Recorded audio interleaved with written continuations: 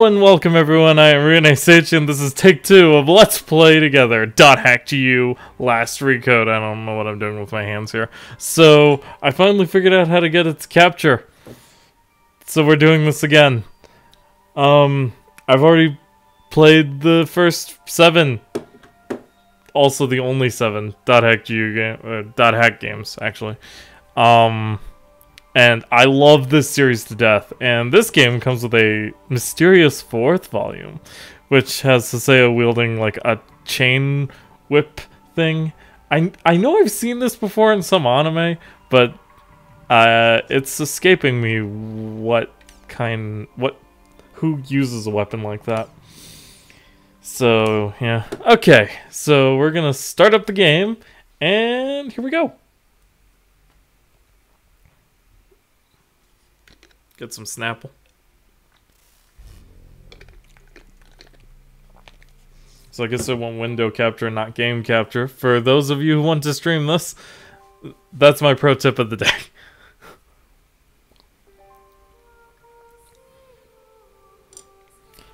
We start with some Ghost in the Shell type music and, well, .hack style music if you really think about it, because the first .hack game I think has operatic sounds like that. I don't know what to really call it. I've always thought of it as like ethereal, because you've got the people doing kind of opera, but it's kind of like more of a ghostly sound than opera. It's really hard to explain, but it's like this or Ghost in the Shell and things like that, basically. I'm trying to think of other things that do it, but it's not coming to me. Anyway, we get to see our character creation screen of Haseo, who is the main character of this game. I'm also playing in English, by the way, because I'm sure as cool as the Japanese voice acting is, I would like people to understand what the heck is going on. But it is really cool that it gives you a dual language option like that, so props to them. Alright, so we start in the Delta server, of course, Eternal City Makanu, which has seen quite a few changes from the first 4 games. If you've never seen them played before, I can recommend one Let's Player by the name of Nakatalili. Something like that. Yeah, that's his name. Because that's what first got me started into .hack. Actually, that's not true. I think I played it before him. He just played the games and I watched, even though I played them already. But he is the one who got me into Persona 4, so. He doesn't look shady in the slightest, by the way. So, I take it this is your first time playing this game. Yeah, I just finished installing it to my PC. Oh, young naive Haseo. Isn't he cute? I am sure you would like to become well acquainted as soon as possible. Just say yes and come along with us. I promise you won't regret it. Just say yes or else. It's like, okay. Right, it is decided then. Since when did I say yes? I'll hand you my member address. Well, we got Ioten's member address, so, I mean, there's that. Ioten and Asta. Which, I think Ioten's the dude. Member addresses are short email addresses that you can only use in the world. Short mail allows you to instantly send and receive messages from any player online in the world. I forgot how stiff this voice acting is. It gets better as the games progress, though, if I remember correctly. Or I'm tricking myself into thinking that. Either way. Actually, I think he talks like that purposely. Alright, so to open the menu, we press Y. From here, you can access your items, skills, equipment. You can add abilities to equipment, which we'll go over later. Skill triggers and status and your quest, and that's definitely not a thing we'll be doing for a while. Strategy, that's important. Memoir, which is like the journal type function. Logging out from the world, which we will be doing, though that does not exit the game. And finally forming a party, which is what we want to do. This is a list of all the people who have a member address. Oh, that's interesting. They have a little blue heart next to them. Has that always been there?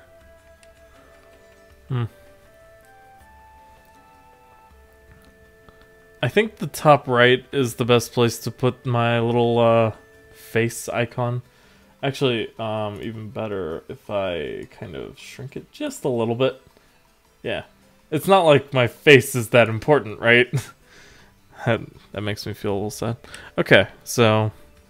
Oh, also play this game in borderless windowed. If you played in full screen and you have a second monitor, I mean, if you don't, then I guess it doesn't really matter. But it freaks out every time you click on your second monitor. So, you know, I recommend borderless window in that case, because I can click off of it all I want and it won't even close the game. So that's pretty nice. Anyway, let's invite EO10. Okay, let's have some fun. Yeah, some fun. And the level 10 Edge Punisher, Asta. I am honored to lend you my sword. Ugh. Okay, great. Now your party is complete. Remember, you can only invite people logged into the world. I wonder if there's an auto function. Well, I don't want to accidentally press any buttons that cause me to skip all the text, so... Enough with the formalities. Should we go on to your first adventure? Head to the save shop before going on an adventure. Talk to the save shop clerk to shave your game. Give it a good shaving. Okay, so wow, this feels oddly fast. It could just be me though. It's also possible that I haven't played this game in when did it come out? .hack GU.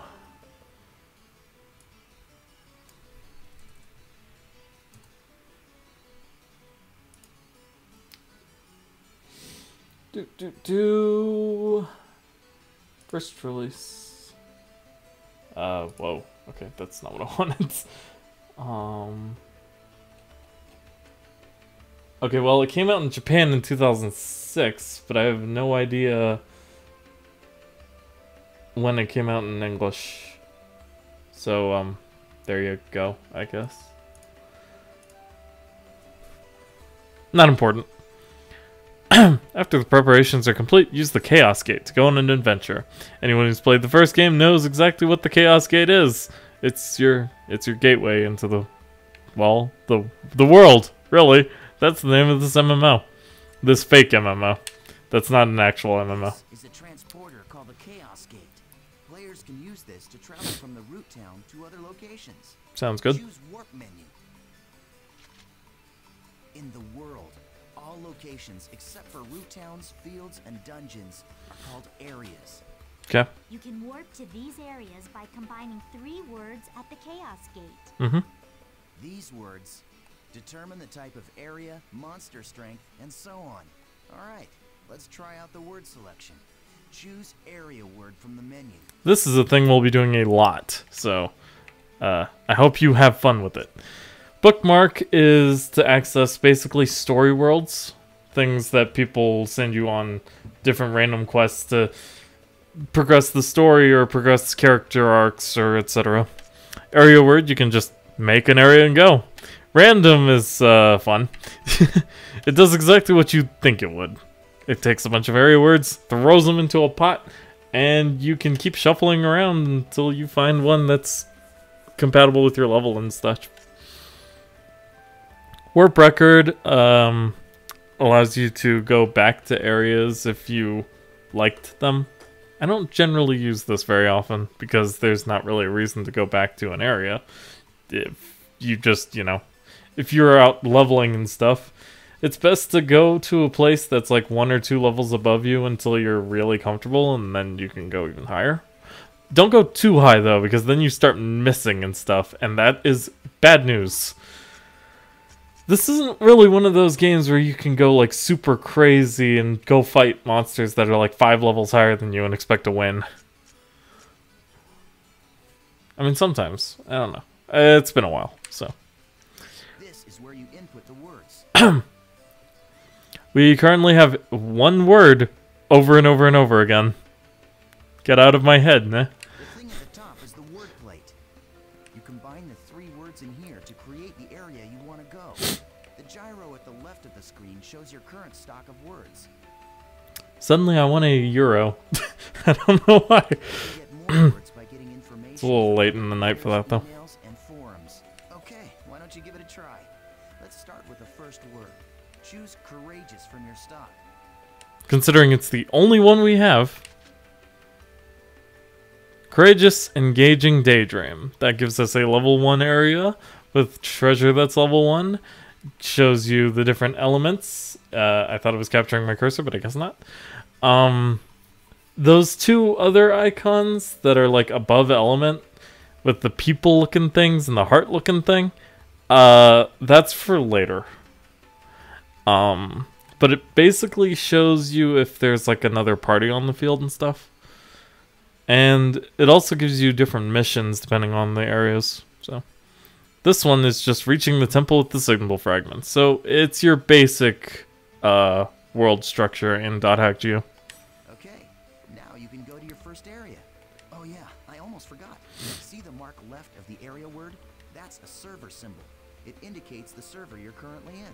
For this entire game, we'll pretty much be restricted to Delta. No, there is one other, but you can't go to areas from it. Right now, it's showing triangle for Delta. So, as you can see, we are all in the Delta server. If it's a different server, you'll go to another area even with the same area word. Pay attention to the server symbol when invited to an area by a friend. That is important, because sometimes in the second game and third game, they'll be all like, hey, you want to do a thing on the Delta server, even though it's outdated? Also, by the way, it for some reason creates an area level that shouldn't make sense. If you want to know more, just check out some of the forums. Alright, then we're off to Delta Courageous Engaging Daydream. Sounds good. So, Delta, Courageous Engaging Daydream. Man, it feels so awesome playing this game again. Okay, So, compose yourself. we've all been transported to a field. Open your map to take a look at the layout. I think they sound like they're reading off a script very purposely. And you'll see why. If you've never played this game before, I won't try to give it away too much. But if you have, well, you know what's coming. Even if you've seen .hack Roots, you know what's coming. Funny thing is, after this tutorial section, I guess is where all of .hack Roots takes place. Never seen it, so I can't say I know anything about it, but it's there. And then this game picks up where it left off after this tutorial, so interesting thing. Use this screen to check current position, mission info, and any other information you may need. They've updated it a bit.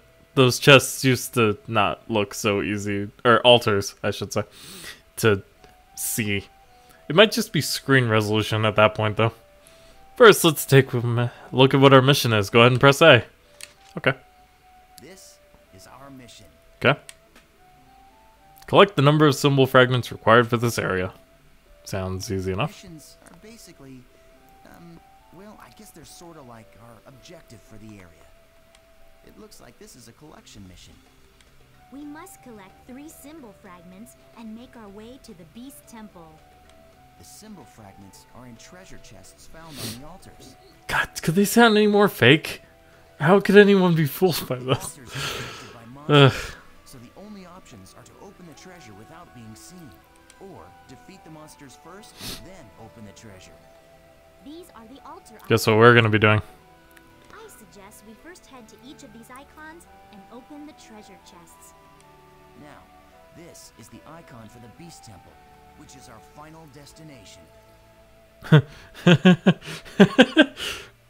Wording. Okay, now that we've confirmed what our mission is, let's be on our way. I need to get a new pop filter for this. I keep forgetting. Well, it's not that I forget. Wait up, Asta. You forgot one more thing. Oh, so that's the sun. It even causes a lens flare. Use this transporter to return to town after completing the mission. It's also got a healing function called Platform Rest, which you can use once in the area. Oh, you can use it once and that's it? Okay, this time let's really get going.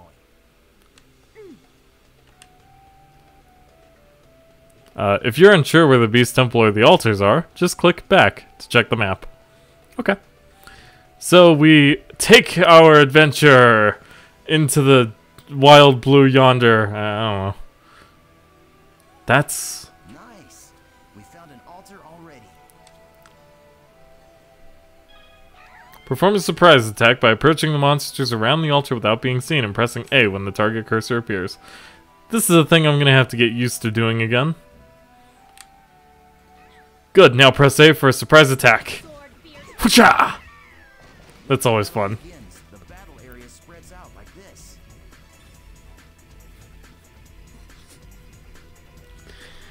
Oh, man. It has been so long since I've heard this song. The battle area is surrounded by the battle fence, so it's virtually impossible for anyone to escape. The only way to escape from a battle is with an item called a smoke screen. Asta and I don't have one right now, so we'll have to fight it out. Approach an enemy and hit A repeatedly. Hey, you're not too bad. That feels a little different. Not so difficult, huh? These are just goblins, though. Hold A and release it when the gauge is full, and you can charge attack. I do that sometimes. I usually forget, though. Well, with this weapon. That's it. Just continue fighting like that. You'll find out what that means later, but adept rogues basically have a special ability in this game that seems to make them kind of broken if this were a real MMO, and literally everyone would be playing an adept rogue, but this is neither here nor there. Ow, ow. I hope these two have some healing skills, because I might be in trouble.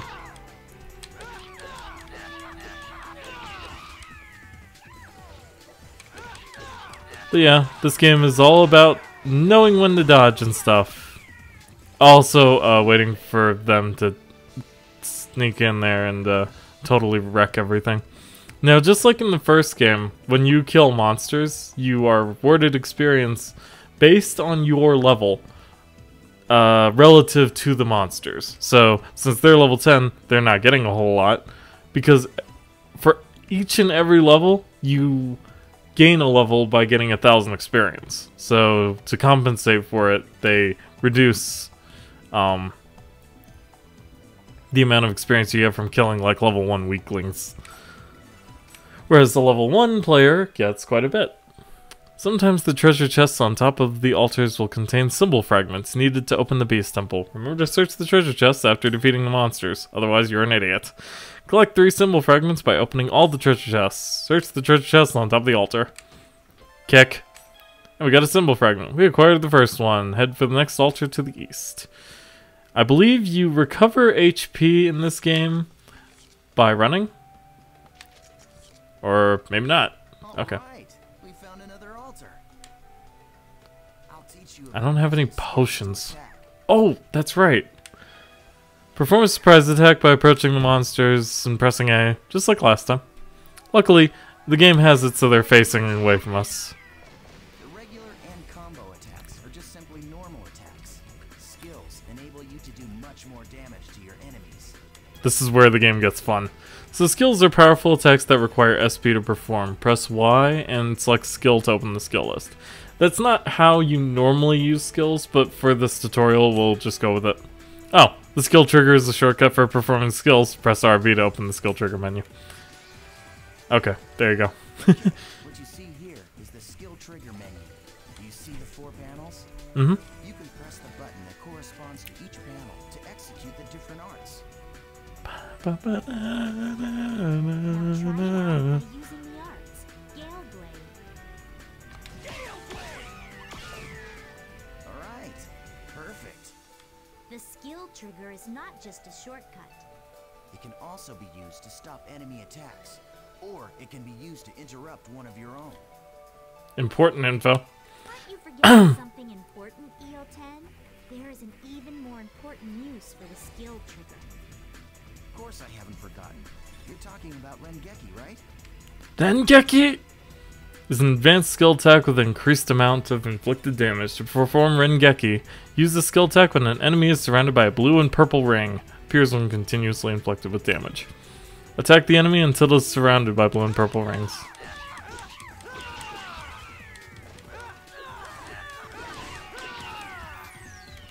Press RB! Rengeki! Woo! Favorite action is triggered when Rengeki is used or other conditions are met. It raises the morale of your party members and will allow you to execute more powerful attacks. Conditions for a favorite action vary with each party member. There you go. Very well. Shall we let him play as he wishes? That's a good idea. Alright, Haseo, it's all up to you now. Trigger gauge will appear above the player's head when the skill trigger is used. It is not possible to use items or skills until this gauge fills up and RB appears. Oh, thank you. I'm like, someone knows Repth in this party, huh? Oh, well, okay. You interrupted my freaking... Also, when you use Rengeki in battle, you get a bonus for experience. It adds up, trust me. We also got a whole 3 gold points. Now we have 6. Yay. Obviously, that's not how we're going to be earning money, mainly. There's other ways. Alright, this is the final archer. Remember what Ioten and Asta have taught you and acquire the item inside the chest. Sounds good. You can smack him into the chest. It's good fun.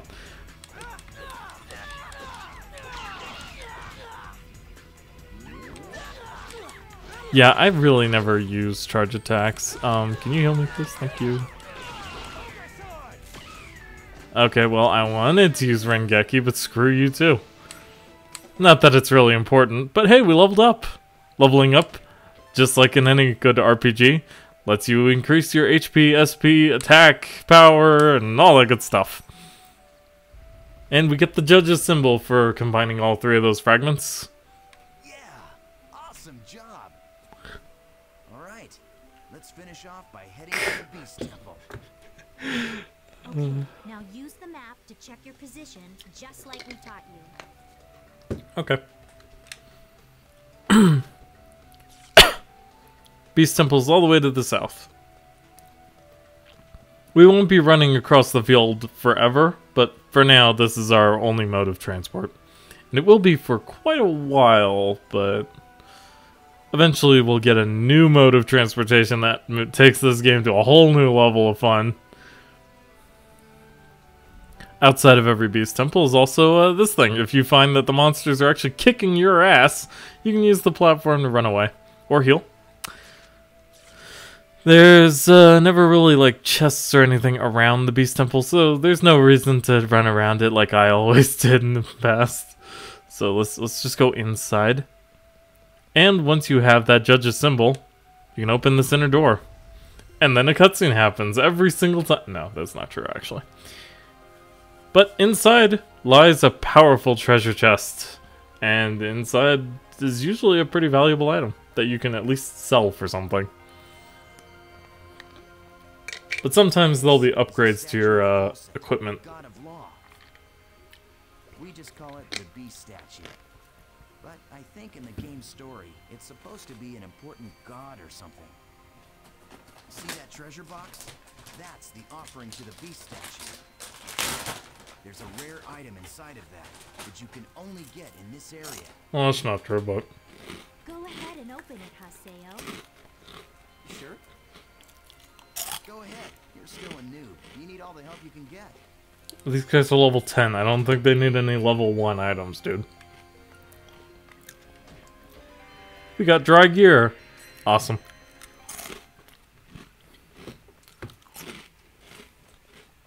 Thanks.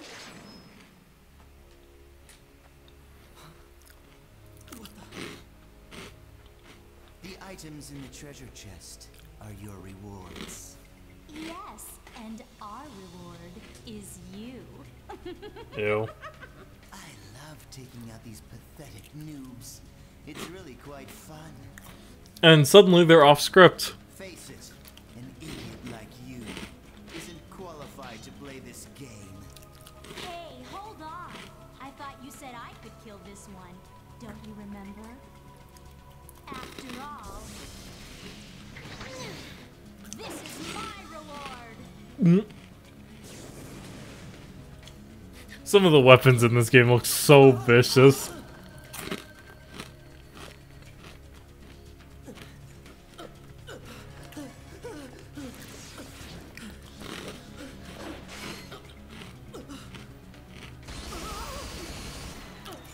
They're just level 10!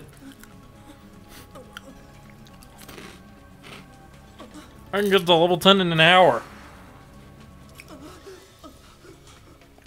Nice try, dear.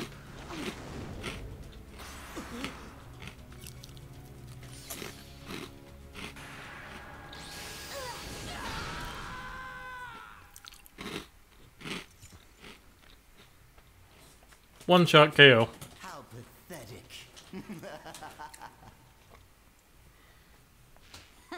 Well, what do you expect from a noob who's just logged in for the first time? And there he is. Come on, say something already. Hello? I swear, just pretend to be their friend. They fall all over themselves to let you PK them. Hey, you're still around, aren't you, kid? Blah. What the?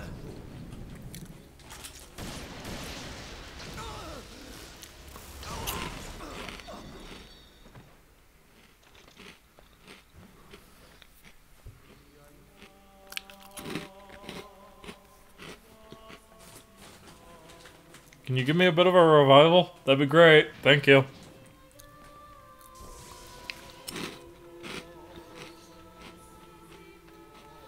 It feels so weird to be playing this on a computer. But at the same time, it feels so right because of the MMO thing.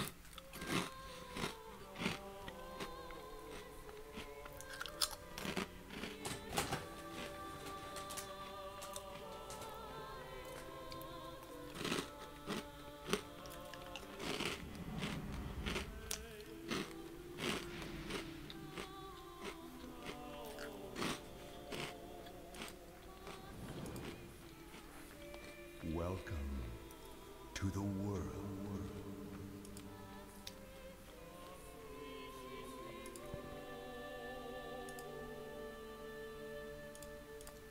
That is such an iconic statement. 8 months later. 8 months later?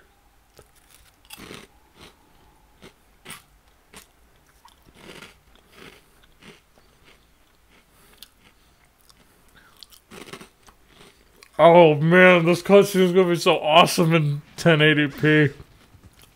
Oh, hey, it's that trick. Please help me. Good line read. Why'd you wait for them to do it?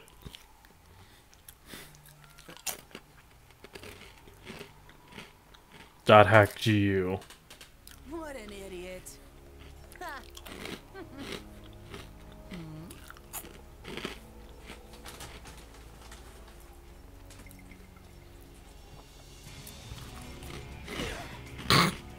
Kick.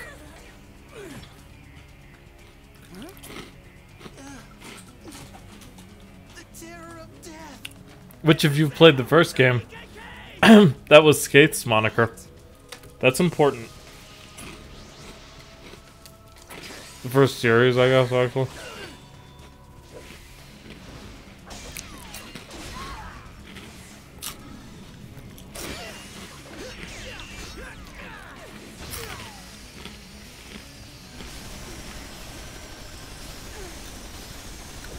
Also, every weapon in this game is a chainsaw. Just so you know. Basically, a little story here. Haseo is an adept rogue, which means he can use more than one item, or one weapon. One of his weapons is a scythe. By the way, scythes are in this game, and they are just as cool as they look. Also, for some reason, Haseo knows magic, I guess. I don't know. But he is a PKK, which basically translates to player killer killer. So these guys are PKers, player killers, who go around murder players. Oh, Haseo's second weapon, the greatsword.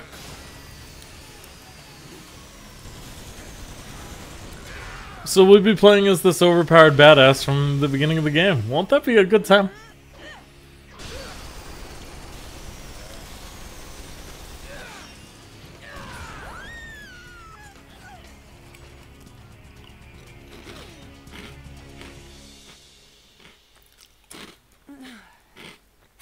I'm surprised. I didn't think you'd be that strong.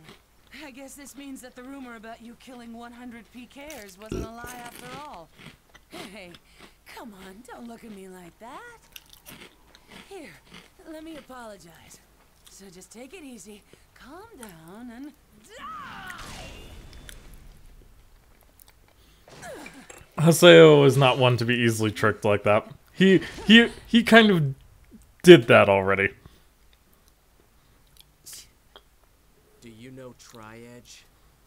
What did you say? He's a legendary PK, shrouded in blue fire.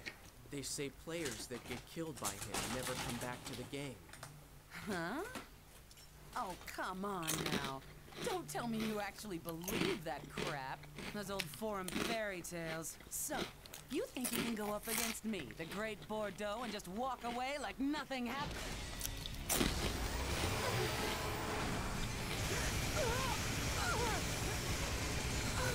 Also, Haseo is freaking brutal. And I love it. Yeah, I think I can.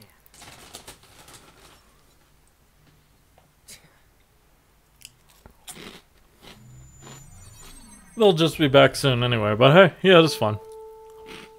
Volume 1, Rebirth.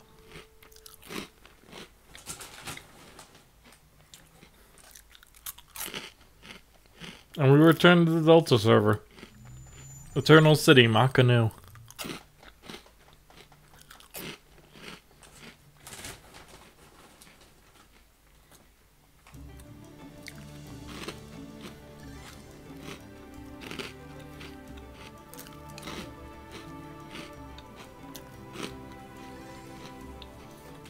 So I think it's somewhere in the game, but there's a thing that explains how adept rogues work and how they assign points to... You, the character that stinks of death.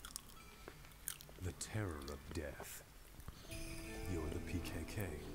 Oh hey, this dude, his name starts with S. Players who kill other players are disgraceful.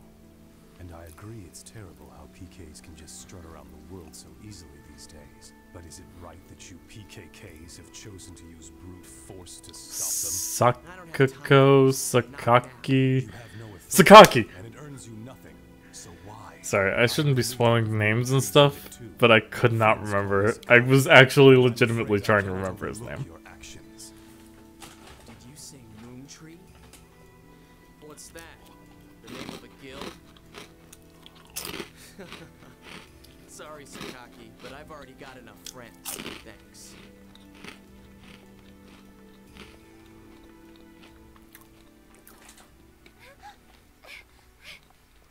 Do you always interrupt people like that? You know, Sakaki wasn't finished talking to you yet.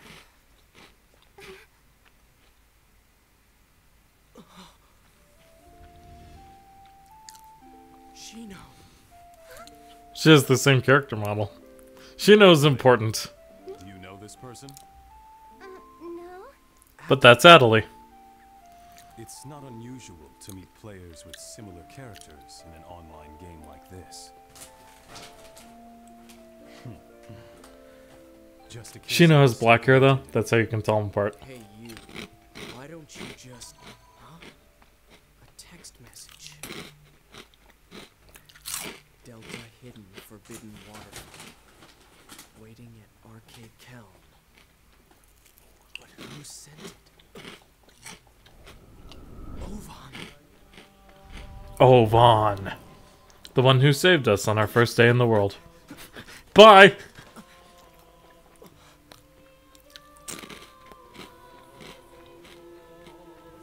Just hold on a moment. That was the second time he interrupted this jerk. Why don't you stop acting like a complete fool? Remember what you PKKs are trying to do. If you succeed, you'll be no different from the PKs themselves. Blah, blah, blah. Get off your soapbox, seriously. Now, Hidden Forbidden Waterfall is actually a location from the first series.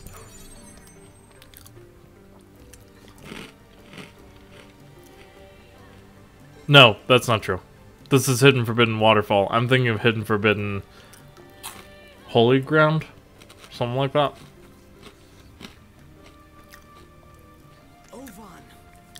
But they're the same type of area. They're like sanctuaries.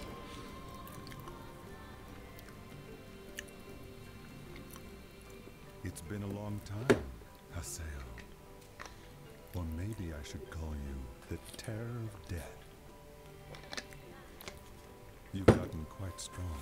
A lot stronger than you were back then. Well, I was forced to become stronger. Thanks to you. You, where have you been? Haseo, always the reliable one. I knew I could count on you. When the Twilight Brigade broke up, why didn't you come then? What have you been doing the last 6 months? I was busy. It was such a small seed. I needed to find out what was growing inside. And there was only This is Ovan. He talks in pure riddles. That's why I decided to raise it. You raised it? What are you talking about, Ovan? I'm speaking figuratively. When you suddenly disappeared, we all just... Why did you disappear like that? After that, she...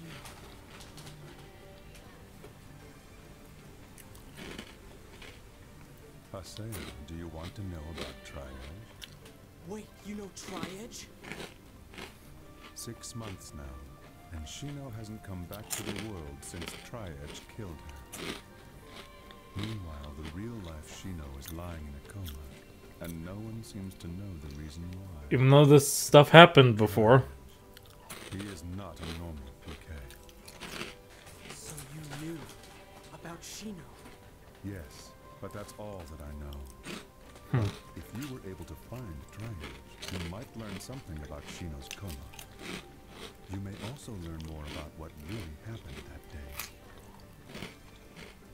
And if you were somehow able to defeat Tri-Edge, Then maybe Shino would come out of the coma. if my information is correct, he will be back today at the scene of the crime. The scene of the crime. You mean... Delta Hidden Forbidden Holy Ground. Got it. I am... Where Shino was killed. Why do I remember this information? Holy Grand's Cathedral. That is the location from the first series. Yes, finally. I'll get my chance. I swear I'll bring Shino back. I'll do it, Ovan.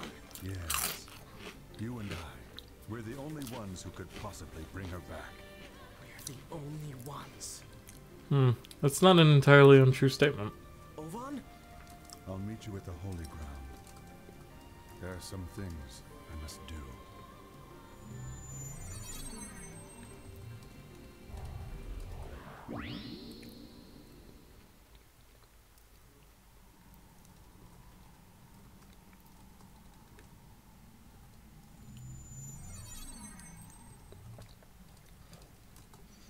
He will be back today at the scene of the crime. Ryan. It's coming here.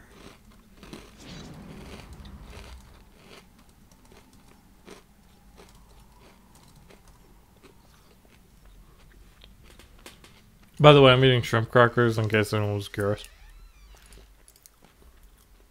They're delicious.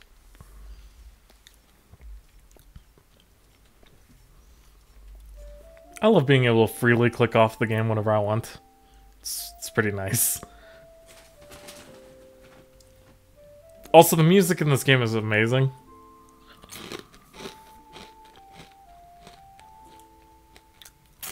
They say there used to be a statue of a girl here. Aura. A girl? She's gone now. That's right. She was called Aura. Oh, okay. I wonder, why'd she disappear? Who knows? Yeah, play the first quadrilogy. You'll understand. She just lost her interest. Lost hope for this world.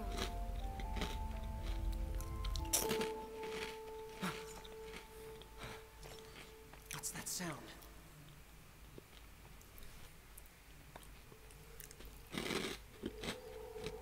Behind you.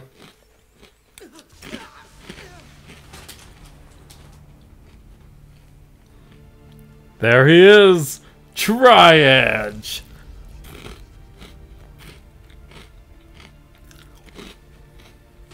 Looks familiar, doesn't he? Dry edge?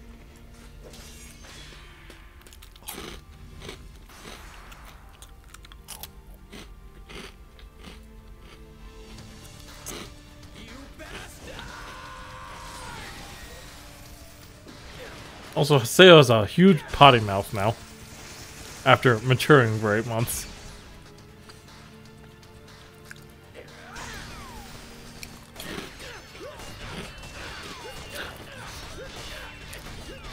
Look at his absolutely unnatural movements.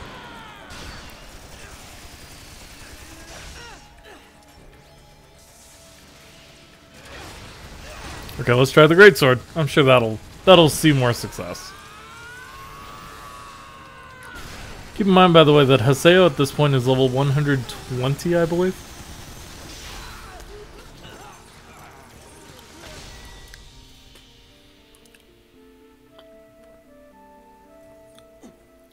I know something around here tells you that, so. Damn. What the hell? What the hell are you? Creepy. This guy killed Shino. It's not over yet. One more weapon. He broke it. It's no longer in your inventory.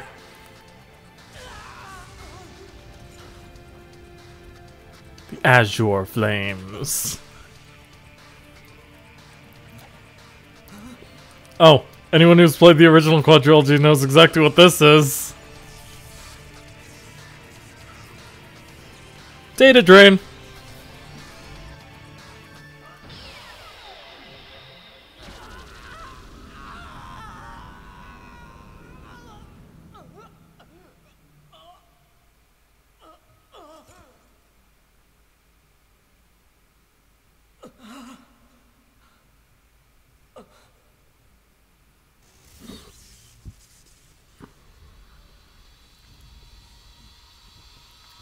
Yeah, so, I think your game's crashing.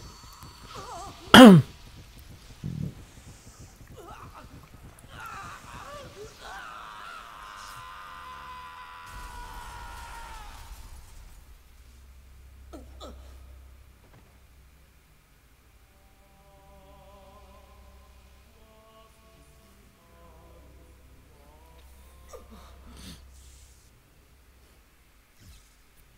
there's Sylvan.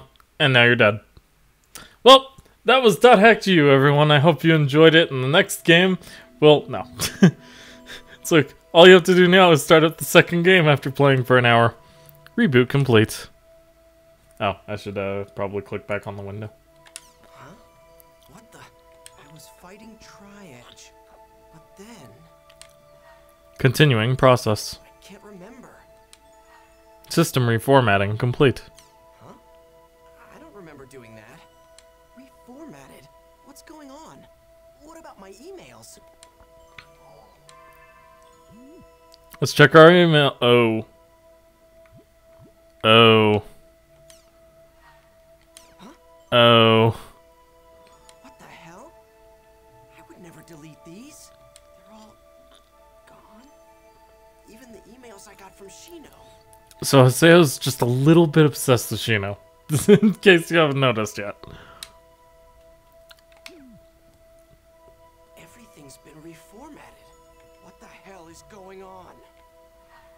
You have one new email. Email? Fine, let's take a look. Might be Ovan. Hey, it is. Ovan? There are two paths before you. One of these will lead to safety and shame. It is a path where you give up the world and never log in again. The other path leads to peril and pride. It is a path where you continue the world and resume your search for resume your search for the truth. Let me be blunt. The latter path is torturous and will threaten both your mind and body. Once you have chosen it, there will be no turning back. Unless you decide to give up and never log back in after that. Yeah. If you still choose to walk this path, then there will come a time when you and I will once again meet in the world. When the time comes, I will once again say this to you. Welcome to the world. Trial and truth. Whether or not I should quit the world? You should know better, Ovan. I'm gonna go back to the world. And then, I'm gonna get Shino back, no matter what.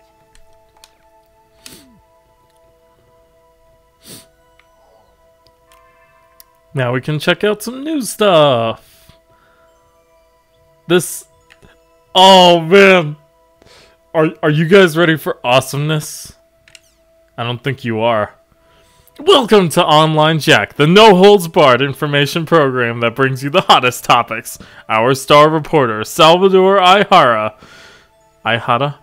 will bring you all the dirt you want to know. And here this week's Jack target, Doll Syndrome. Doll Syndrome is the mysterious illness that is secretly spreading among elementary school students. Doll Syndrome, that's what we call it in this game, but in the last game we used to know it as the Lost Ones, or something like that.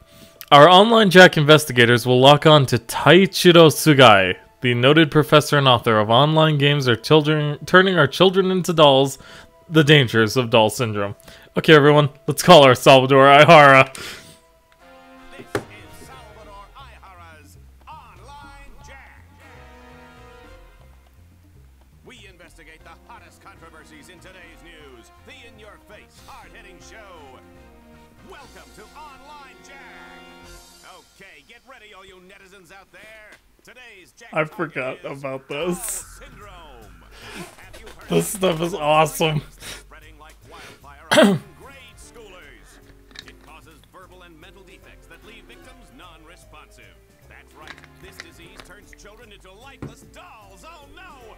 But we'll fight back. To combat this earth-shattering crisis, we at Online Jack started an investigation. I, Salvador Ihara, will save the world! It's called Doll Syndrome, a truly mysterious illness. Some scientists tell us the cause is endocrine-disrupting chemicals, but what I want to showcase here is this book. Internet games. This game wouldn't be this game if you didn't show this, by the way. About Doll Syndrome. Taichiro Sugai, a professor from Takayama University, wrote the book and lives here. According to his book, Doll Syndrome's root cause is none other than online games. Why is that in all caps? Famous games such as the World Games. I love them too, but he says that online games and their more than 12 million participants all living out their virtual dreams are the cause. You'll remember that several years ago, the World Game was found to be responsible for players being put into a coma. Could it be that it's also causing the dreaded Doll Syndrome? Are these online games nothing but a blight upon our society? If the professor feels that way, then let's see what he has to say. Let us begin the interview. I freaking love Salvador Ihara. He's probably one of my favorite characters in this game. Taichiro Sugai, assistant professor at the Chikba, whatever. You can read. Questions about your book. Online games are turning our kids into dolls. A warning about Doll Syndrome. Huh. Ah, can you believe this guy? Open up, Professor Sugai. We want to talk to you. You've just come to make fun of my book, haven't you? Get away from here! If you don't explain yourself on camera, sir, you'll make yourself look even more suspicious. I don't have to explain myself. All I did was publish the results of my own independent research. How you say independent This research, guy's but voice is really your sources familiar. themselves are questionable. Not as questionable as you. Well, then prove to us that your sources are credible. If you do, we won't bother you anymore, Professor. Oh! Give me a break. Who would believe you? And another thing, I'm an associate professor. Okay. Well, we were turned down by Associate Professor Sugai, but to follow our own independent research, we went undercover into the very elementary school that Sugai was investigating. This is the elementary school where Undercover as Professor Sugai what? was An elementary schooler? on doll syndrome. Is a killer disease stalking the children of this ordinary elementary school? Let's take a look. Do you know what the term undercover means? I don't think you do. Don't I look handsome? There, boys and girls, there's no need to fear. Salvador Aihara is here. Who are you? We're in the middle of class. Oh, what is this vision of loveliness that graces our presence? Hello, Senorita. You and I can save the world together. Viva Salvador! Out of here, you creep! Bam. Here we are in the teacher's lounge. I haven't been to one of these since the days when I used to peep under girls' skirts. If you want to film in here, you Wait. need to get permission first. Purpose of the show is it's undercover. Can we back up for a second? Have no decency. You're so beautiful when you're angry. Stop that. What are you investigating? Doll syndrome. Miss Michiru Tajima, teacher of 4th grade class 1. Grade school teacher, obviously. And that is the first episode of Online Jack. God, nostalgia. It's just taking over my brain. R2 breaks the 12 million mark.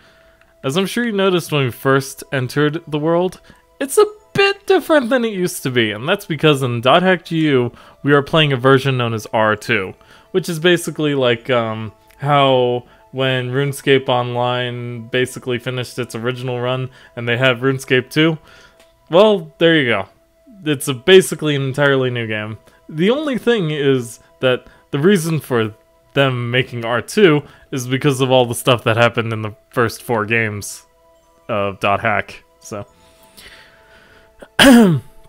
CyberConnect Japan announced today that its popular online game, The World R2, has sold 12 million copies worldwide. CC Corp's other products include The World, Fate Must Die, Person, and Kurukurumichi. I don't know what that is, but I'm curious. The World R2 is an online game set in a fantasy world where humans and beasts live together. Players become world-renowned adventurers and travel around killing monsters and discovering the world's secrets. You know, you could actually define Final Fantasy XIV as that, or pretty much every MMO that's ever existed. As recently as a few years ago, shares in the world were at an all-time low due to the emergence of new developers. On top of that, the world was completely shut down after all data was lost in a disastrous fire at CC Corp headquarters.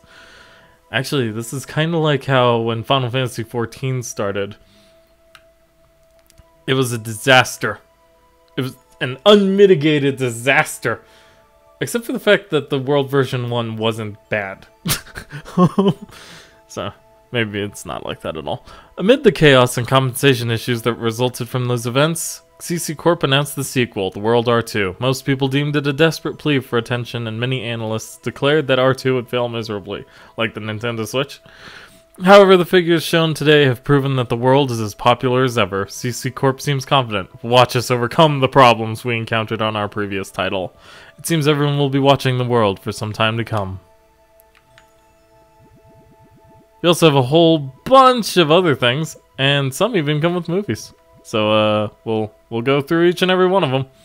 New space station nearing completion. This is actually sort of important.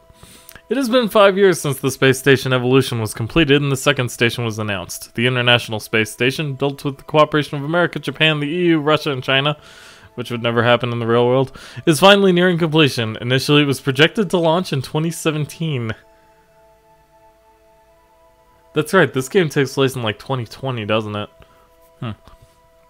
In contrast to the Evolution, which is currently being used as a space laboratory, the new space station is planned for use in construction of moon bases, exploration of Mars, and the search for extraterrestrial intelligence. Participation of Japan and many other countries, the International Hi, Ovan.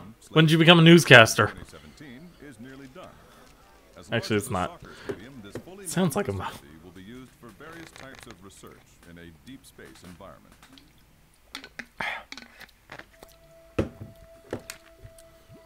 Nation unified on citizen numbering system. The Administration Relations Bill has been passed with a majority vote. With this, the digitization of our government approaches its final stages. Starting this month, all local servers managed by regional governments will be frozen, and all the various ID rules used by self-governing bodies will be unified to federal government specifications. In addition, it will become required for all governing bodies to adopt the numbering system, and for all citizens to wear their own number at all times for administrative purposes. What is this? Ghost in the Shell? Not Ghost in the Shell. The other thing? Psychopaths? Yeah, that's the one. This system, introduced to speed up government processes by conducting them online, is already being used in online banking, shopping, and other sites. By using a receiver placed in one's home, all Japanese citizens will be able to use their cell phones or mobile computers to access a variety of services from anywhere in the country.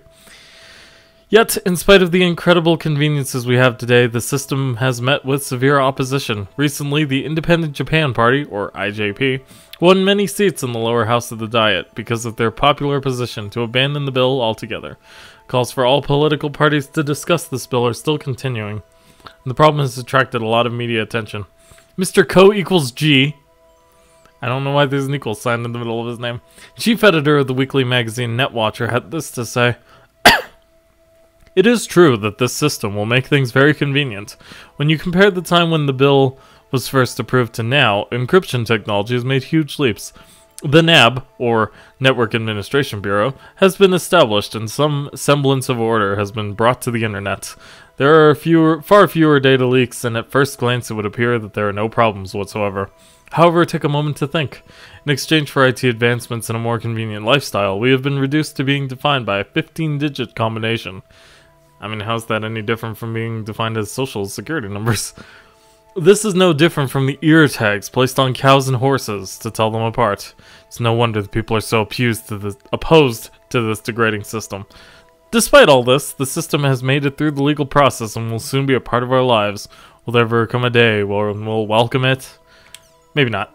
The Online Administration Act received a majority vote of the ruling party, meaning the adoption of the citizen numbering system seems to be inevitable. I'm doing world building, by the way, here. That's why we're doing this, okay? Converting to an electronic government has overcome its final hurdle.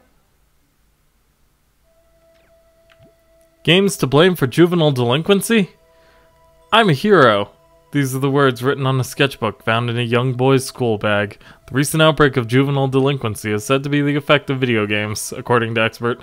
When will we stop blaming video games for literally everything? Games have far better graphics compared to novels and comics, and games are interactive. It is easy for children to see themselves as the protagonist of their favorite games. This is a dangerous phenomenon! Ooh! For example, what would happen if a child were to play an extreme action game and believe that he was the game's main character? He could possibly act in real life the same way he could in the game. It frightens me just thinking about the consequences of that. There are several cases of parents, of both game-influenced assailants and their victims, suing game companies, claiming they are responsible for making their children into criminals, or somehow responsible for their child's death. However, the game companies respond by saying, "We have implemented a perfectly good rating system for our games, and no one is allowed to buy them without proper identification." Perhaps the ones who are truly to blame are the parents who allow their children to buy such games. I mean, they're not wrong. A friend of one of the victims has this to say. You can't just blame the problem on one thing. It's more complex than that. Everyone involved has to share the blames. Game makers, parents, and even myself are no exception. We should all realize this and stop this pointless arguing. After all, it's not like arguing will help bring back what was lost.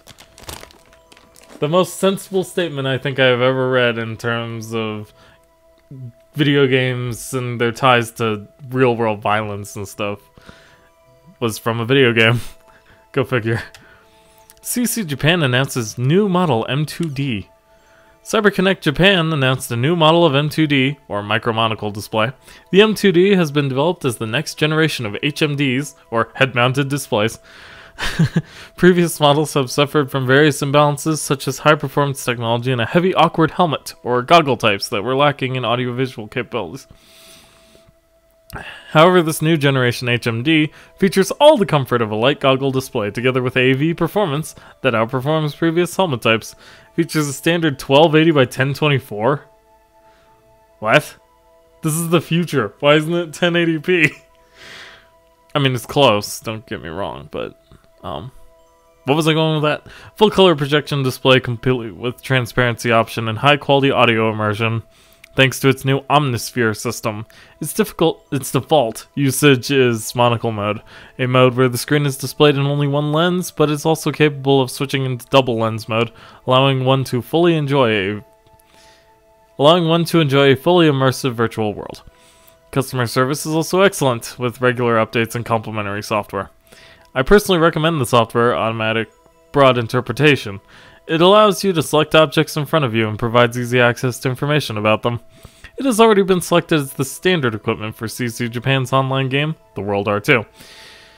Plans for it to be used in other company projects are said to be in the works. It's a bit pricey with a suggested price of $420, but it is worth it. I can't wait for its release. Display your world.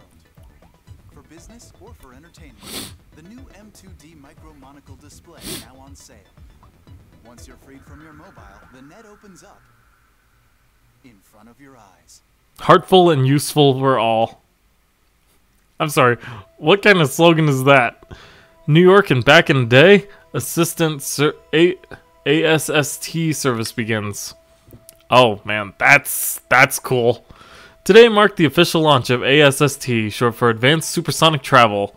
Since the use of Concords was abandoned more than 10 years ago, Japan and Europe have cooperated in developing the first usable ASST model. The plane seats 250 people, possesses a cruising range of 10,000 kilometers, and can fly from Tokyo to New York in 4 hours. Just think about that for a second. Because it's a considerable reduction from the current 14-hour trip. You cannot get to New York from Tokyo in 14 hours, even in this day and age. It takes like 16 to get to... No, it's about 14 to get to Denver. But... Although a day trip to NYC is no longer a mere dream, to make this dream come true will require some serious cash. The current price of a one-way New York to Tokyo trip is 3,200,000 yen, or roughly $30,000. A round trip is double that. It's enough to make the old expensive Concorde prices feel like pocket change in comparison. However, there appears to be no shortage of people desperately seeking tickets despite the high prices. The moment ASST flights were announced, new Ace Airlines phones began ringing off the hook with requests for tickets, causing the phone lines to become jammed. One AA employee remarked that he just hopes his company can keep going at this rate. Round-trip Concorde flight between London and New York costs between $9,000 and $13,000. The supersonic passenger jet ASST, which can attain speeds of over Mach 3. has been officially commissioned. Dang. As a result, the amount of time it takes to fly from Tokyo to New York has been shortened from 14 hours to just 4 hours. That's crazy, yo. Outdoor introverts. It wasn't long ago that the word introvert referred to someone who would spend most of the day cooped up in their room playing an online game.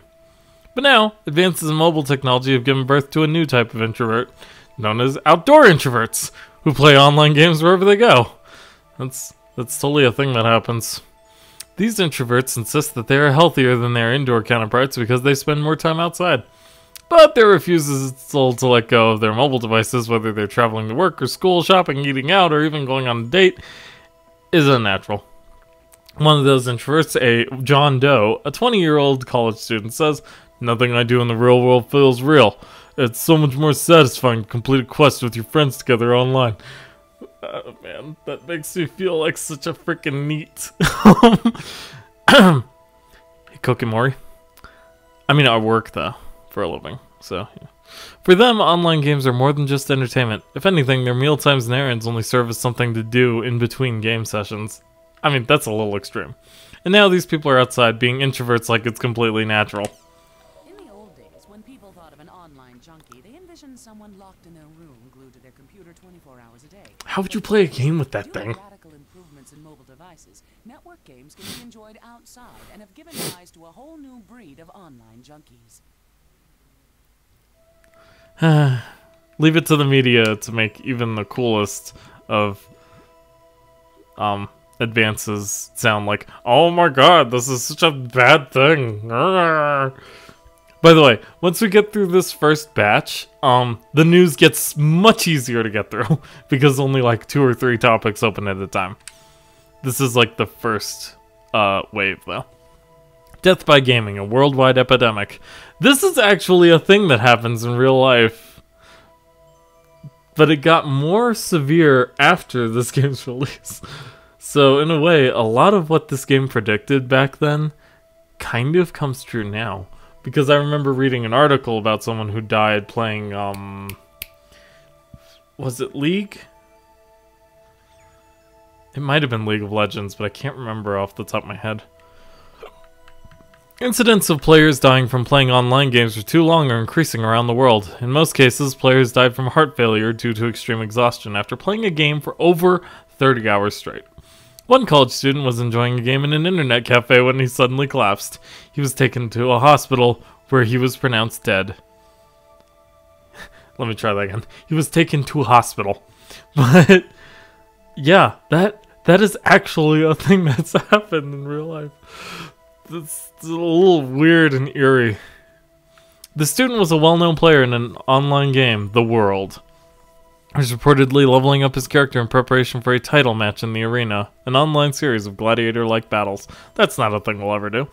There have also been incidents of players dying from too much excitement after losing an arena match, placing greater focus on the problem of online game addiction.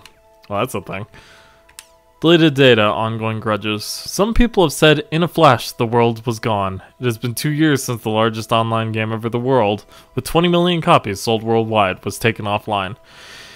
It was around this time that CC Japan, hereby referred to as CC Corp, had a fire at their headquarters. As the extent of the damage caused by the fire, which wiped out all of the world's data, became increasingly apparent, CC Corp's leaders held a rather somber press conference. The game program, character data, and cyber data, what is cyber data, were all reduced to ashes, and what was left was drenched in water used to put out the fire. That's a bit much. This happened soon after a string of break-ins, which meant the usage of Megafloat had just been stopped. All backup data was in the company headquarters. You know, generally if you want to back up data like that, you wouldn't put it in the same place as the main data, because that kind of defeats the purpose of backing it up. Online data has been recognized as property for many years now, but unlike antiques, jewelry, or other tangible objects, the moment data is damaged or disappear, it loses all its worth forever. I mean, isn't that kind of true of things like jewelry, though? Even now, the voices of those seeking their lost property can be heard, but CC Corp refuses to budge from their unwavering attitude of, it's gone and it ain't coming back. Now, 2 years after that incident, there still appears to be no end to the discussions about online data, personal property, and protection, even with the imminent release of The World R2. Which has been a thing for at least 8 months now. Ubiquitous families surpassed 70%. Maybe Haseo just has never read the news until you take control of him. I don't know. Homo server. No, that's his home server. Excuse me. The Ministry of Health, Labor and Welfare announced today that according to the latest Japanese census, the number of ubiquitous families has surpassed 70% of the population. Ubiquitous is a Latin-based word meaning present everywhere. It refers to the third generation of computers. The first generation was mainframe, 1 computer per household. The second was the personal computer, 1 for each family member. In the third generation, using a computer in daily life has become almost as natural as eating. That's kind of where we are right now. We can connect to the internet without effort or even conscious thought, anywhere, anytime. Yeah, that's definitely these days. Home electronics are now managed by a personal home server, and we are now able to watch over everything from the contents of our refrigerator to the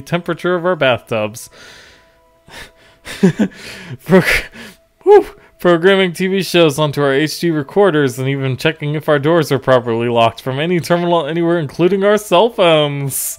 Furthermore, progress made in voice and handwriting recognition has opened up computers to a more active, flexible method of working, kind of like the Samsung Note 8.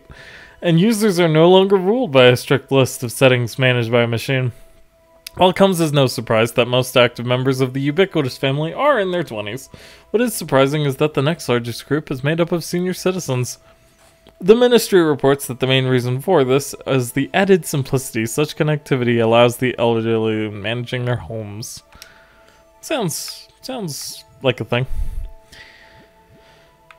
How do I switch topics? Oh, okay. And then we have these. Oh my god. Okay. CC Corp employees happy in new office. The new headquarters for CC Corp has been completed. The new building, designed with an avant-garde look, right there, and located close to a high-powered commercial area, is sure to become the next great landmark in the city center. The CyberConnect Museum, located on the ground level, is open to the public, though one must apply for admission, and popular characters from its international mega hit The World will greet visitors personally. Huh? 2 years after the fire, Star 1, we've already talked about this, employees are happy to be leaving their cramped temporary offices and moving back to a proper working environment. Users have also been eagerly anticipating the move. I read that as movie the first time. In the hope that newer and more interesting games will be made as a result. After having suffered a huge fire in 2015, CyberConnect Japan... My mouth is getting tired. Subsequent investigations determined that a spark from electrical equipment led to the blaze 2 years earlier, resulting in multiple deaths and injuries. I believe caused by the events of .hack Quarantine, but don't quote me on that. Another accident at CC Corp. Early this morning, 4 employees at CC Corp suffered electric shocks while working to construct the company's server and were promptly rushed to the hospital. All 4 are unconscious and in critical condition. CC Corp commented, "We are still searching for the cause of this tragic accident." Similar incidents occurred 7 years ago when a number of employees monitoring a server were rendered unconscious. At the time, CC Corp was severely admonished for its lack of safety protocols and as a result introduced a TSN system, Tri-Surveillance Network System, 3 different AIs, blah blah blah blah blah, into their headquarters, but accidents continued to occur. 2 years ago, CC Corp headquarters suffered a huge fire in which several of their employees were killed. These constant accidents are prompting questions about the company's intentions regarding safety in the workplace. Dark side of the online generation. As soon as we called each other by our world names, I felt something had gone far away, said one of the young culprits to his lawyer. It has been 2 months since the incident in which 3 young boys took over a school faculty room. Currently, they live in separate rooms while undergoing a reform program. Only recently has one of the boys started to speak about what happened that day. Even now, they continue to inhabit a virtual reality, said a source close to the boys. They don't like to talk about school, and when asked about their family or friends, they reply with only the most basic information possible. The only time their eyes sparkle is when talking about the world. When asked who his best friend is, one replies with a Western name. If one were to then ask him if that is the name of his pen pal, his expression saddens and he responds, "I don't have any friends in real life." Wow, that's pretty sad. One thing these boys can be said to have in common is the fact that they've all completely removed themselves from the real world. They do not trust the real world. I told people online about my problems. In real life, no one would care about them. But online, everyone cares. My online friends are also nice. They worry about me. They give me advice. I just wish real life was like my life online. That's a little too close to home. Although discussion about the effects of online gaming on young boys has been going on for years, public opinion has been moving against games as more and more facts of this case come to light. These boys know of reality, yet do not seem to understand it. What will they see when they return to the real world? Movie. It was discovered that the 3 armed youths who were responsible for the recent school riot were devoted online gamers. Following this discovery, public criticism of online games increased. Is that a machete? Dang, these boys had some weapons. Let me tell you. New space station, but we saw that. Games to blame, blah blah blah. World Meeting on Global Warming. That's still a thing. Okay. A meeting was held this week in Kazakhstan, Central Asia, about the greenhouse effect and cutting down greenhouse emissions such as CO2. Thanks to progress made in carbon dioxide processing technology, the amount of CO2 released last year was down to 10% of what it was in 1990. However, the problem of global warming has yet to be fully resolved due to the expanding energy needs of former third world countries. This year marks the first time that 5 Japanese players will be playing in the MLB All-Star Game. Among them, 33-year-old Kyuji Nakasugi will be playing in the majors for the 4th consecutive year and currently holds 2nd place for most home runs batted this season with 20 home runs so far. Nakasugi commented in his blog saying that I'm very happy to have been chosen as an All-Star again this year. I hope you'll look forward to my home run contest. I'm glad. Okay. Virtual academies. Starting this year, a private high school in the city will begin offering virtual academic courses. For the last 2 years, the school's been conducting VAC trials with physically disabled and hospitalized students. The process involves preparing a virtual classroom on a network, which the students attend via M2D displays. Virtual avatars based on students' actual appearances are assembled using CG. Students are even able to look out a virtual window. For realism, instead of merely granting high school graduate qualifications, as most distance learning courses provide, this system's goals are to provide students with a real memory of school life. That's, that's a good intentions. New GPS for cars that monitor real-time traffic information through a constant connection to the database of the Ministry of Land, Infrastructure, and Transportation are now in widespread practical use. I feel like I'm running out of oxygen. The new systems speak with the driver as naturally as a human and learn the driver's speech and behavior patterns over time. That's not a thing I think we have yet. Keyword being yet. Enabling the systems to understand and set a destination even when a driver refers to vague terms such as the usual place or work. Work is a thing you can tell your thing. Furthermore, the systems are equipped with highway-specific auto-drive functions, allowing users to leave the driving entirely up to the GPS system. Because that works so well in Mega Man Battle Network 1, right? 50% of parents support microchips for children. The other 50%, not so much. The belief that Japan was a safe society has long since been destroyed. Now a new study reveals that over 50% of parents wants to have microchips embedded in their children's bodies to prevent them from getting lost or kidnapped. I mean, that's not a terrible idea. Currently, the safety chip from Horizon Incorporated is being widely distributed. The chip's size is less than half a grain of rice. And by scanning the area it's embedded in, usually in the neck, with a special scanner, all the information contained in the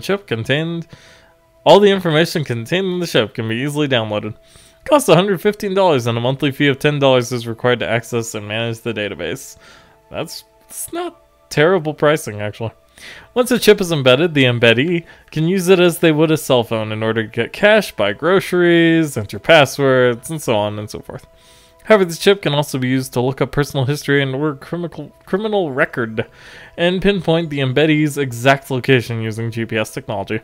Furthermore, it is also possible to use the chip to pay for train tickets and highway tolls, and to send information to a computer or cell phone system by pointing it towards them. However, many people are strongly opposed to implanting a chip into children who are unable to make their own decisions, calling parents who choose to do so egotistical and invasive. Because judgment. In response to those complaints, Horizon Incorporated is developing a new model called a guard bangle, which is a bracelet with a chip embedded in it.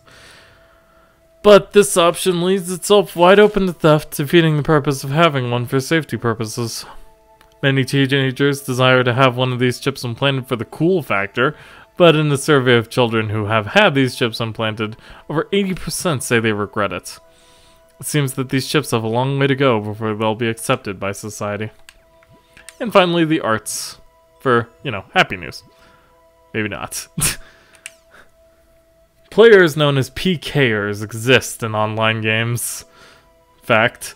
They are player killers, and they play the game to defeat other player characters. PKing also refers to the actual act of killing a player. The victims of PKers often lose experience points and in-game currency, and many of them have given up playing online games due to this shock. When asked, most player characters will say things like, well, if it's allowed in the game, then it's not against the rules, or everyone's got different playing styles, or if you don't like it, go play a game that doesn't allow it.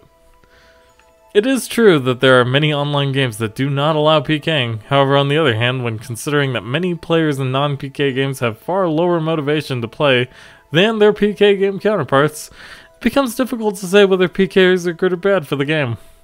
One player had this to say, the PK problem will never go away unless the people controlling the characters change. Which is to say, they'll never go away. Crimson Versus. Oh man, that's right, Crimson Versus! I can't wait to play that again. Crimson Versus, the popular online card game run by CyberConnect Japan, or CC Corp, remains offline 6 months after efforts to expand the servers and conduct software updates. Crimson Versus is played together with the World R2. Players make a custom deck out of hundreds of different cards and pit them against other players' decks online. Most of the decks don't make sense because they're based on characters in this game. One of the main problems of this type of online card game is the fact that none of the cards the player gains actually exist. They're all just data uploaded to a server. I mean, that's no different than Hearthstone, but Hearthstone wasn't a thing back then. So, did they get the idea from this, and when they implemented it to combine with World of Warcraft? Who knows? It's possible. Therefore, during long periods of downtime, such as the current one, players cannot use or even admire one's hard-earned collection. To that end, CC Corp has been flooded with requests from users to hurry up and resume the game's service. Fans of the game, ranging from elementary school students to adults, are even now eagerly awaiting the return of their favorite pastime. Whew! Okay, we got through all the news. Next is the forum. Thankfully, the forum should be less of a read. Maybe. Upkalu is cool. From here, you can... well, I'll read it. What is Upkalu? Well, it's a special forum created for uploading and showing off your drawings to other members. Upkalu is the name of a new Babylonian or new Assyrian mythology or something like that. I don't have the details. Does anyone know? The word on the street is that one of the frequent posters, Shuju, is going pro! Congratulations! I'm adding your name to our list, but if you have any problems with that, please let me know. Professional Upkalu members. Basilico, who now designs for Crimson Forces. Smoto, who is working in the animation industry, and Shuju, we're waiting on confirmation on that. But basically, you can go on here and check out people's drawings and stuff. Hello, my name is Masaru. Also, if you press A, you get the art. And now you have wallpaper you can use if you want to use this scary guy's face. Hello, my name is Masaru from Kyoto. I'm student. Right now I study English, so I log into US server. I enjoy make many American friends. I'm grateful for your bulletin board. Thank you for having me. Very nice guy. Walnuts cracked open, Rodriguez. Eep, I'm scared. Oh, but it's kind of cool. No, wait, definitely scary.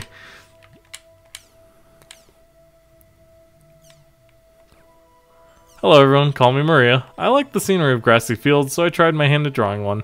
It's very embarrassing because I know I'm not as good as everyone else here, but oh well. If there's someone here that likes it, or I have other scenery I like, so I would like to post them as well. What areas do I like? Hey there Maria, I really like the peaceful feeling from the grassy field. I like these fields too. I like clear days, but I'm starting to like it when it rains too. Recently I was running around a field and at one point I got so excited that I couldn't help myself from shouting, woohoo! Then my mom came in and said I was a bit creepy. I mean, I can see how someone looking in on us from the outside must think we look pretty strange, but still. I like nighttime myself. You can see the magic sparkling in the air. I also love the moon. Moon tree? The last hope of the world. Kazubolo at your service. Hello, Kazubolo here. My real life self lives in a place with a hot climate year-round, so I find myself drawn to snowscapes. I love the snow areas from R1. Those were fun. Of course, the Kazubolo troop would probably freeze to death since we're always walking around barefoot. Nice to meet you, Maria. I love the ocean area and the grasslands. I always like to run along the beach, kicking up sand as I go. That's a pretty nice drawing, actually. You always use such cute colors in your pictures. Sodium chloride. His name is now Salt. Everyone here is so good at drawing, it's amazing. The Kazubolo Troop? Barefoot? Oh, you can actually press Y to show all. That will make reading through these much easier. Seems there have been a lot of PK and other suspicious guilds popping up these days that are making it harder to enjoy the game. Come on, can't we all just get along? Love and peace, brother. PKing is for losers. I bet the Chim Chim agrees with me. You're kicking the Chim Chims too, aren't you? LOL. You don't fool me. The Chim Chim on your soldiers and carrying a Chim Sphere. In other words, you kicked that Chim Chim and took his sphere. Uh-oh, I've been found out. PKing is all part of the parameters, right? It's up to the individual to decide whether or not it's for losers. Blue Eye Samurai? What are you, Blue Eyes White Dragon? Because it is part of the parameters, PKing is just another way to play. If you don't like the PKing as it's found in the world, then you're welcome to play something else. But I was PK'd together with a friend when we were playing on our own the other day. It was a strange group of 3 people, and they were laughing as if they were really happy. I was so frustrated I felt like crying. Is that what you call parameters? I don't want to be told to put up or shut up with something ridiculous like that.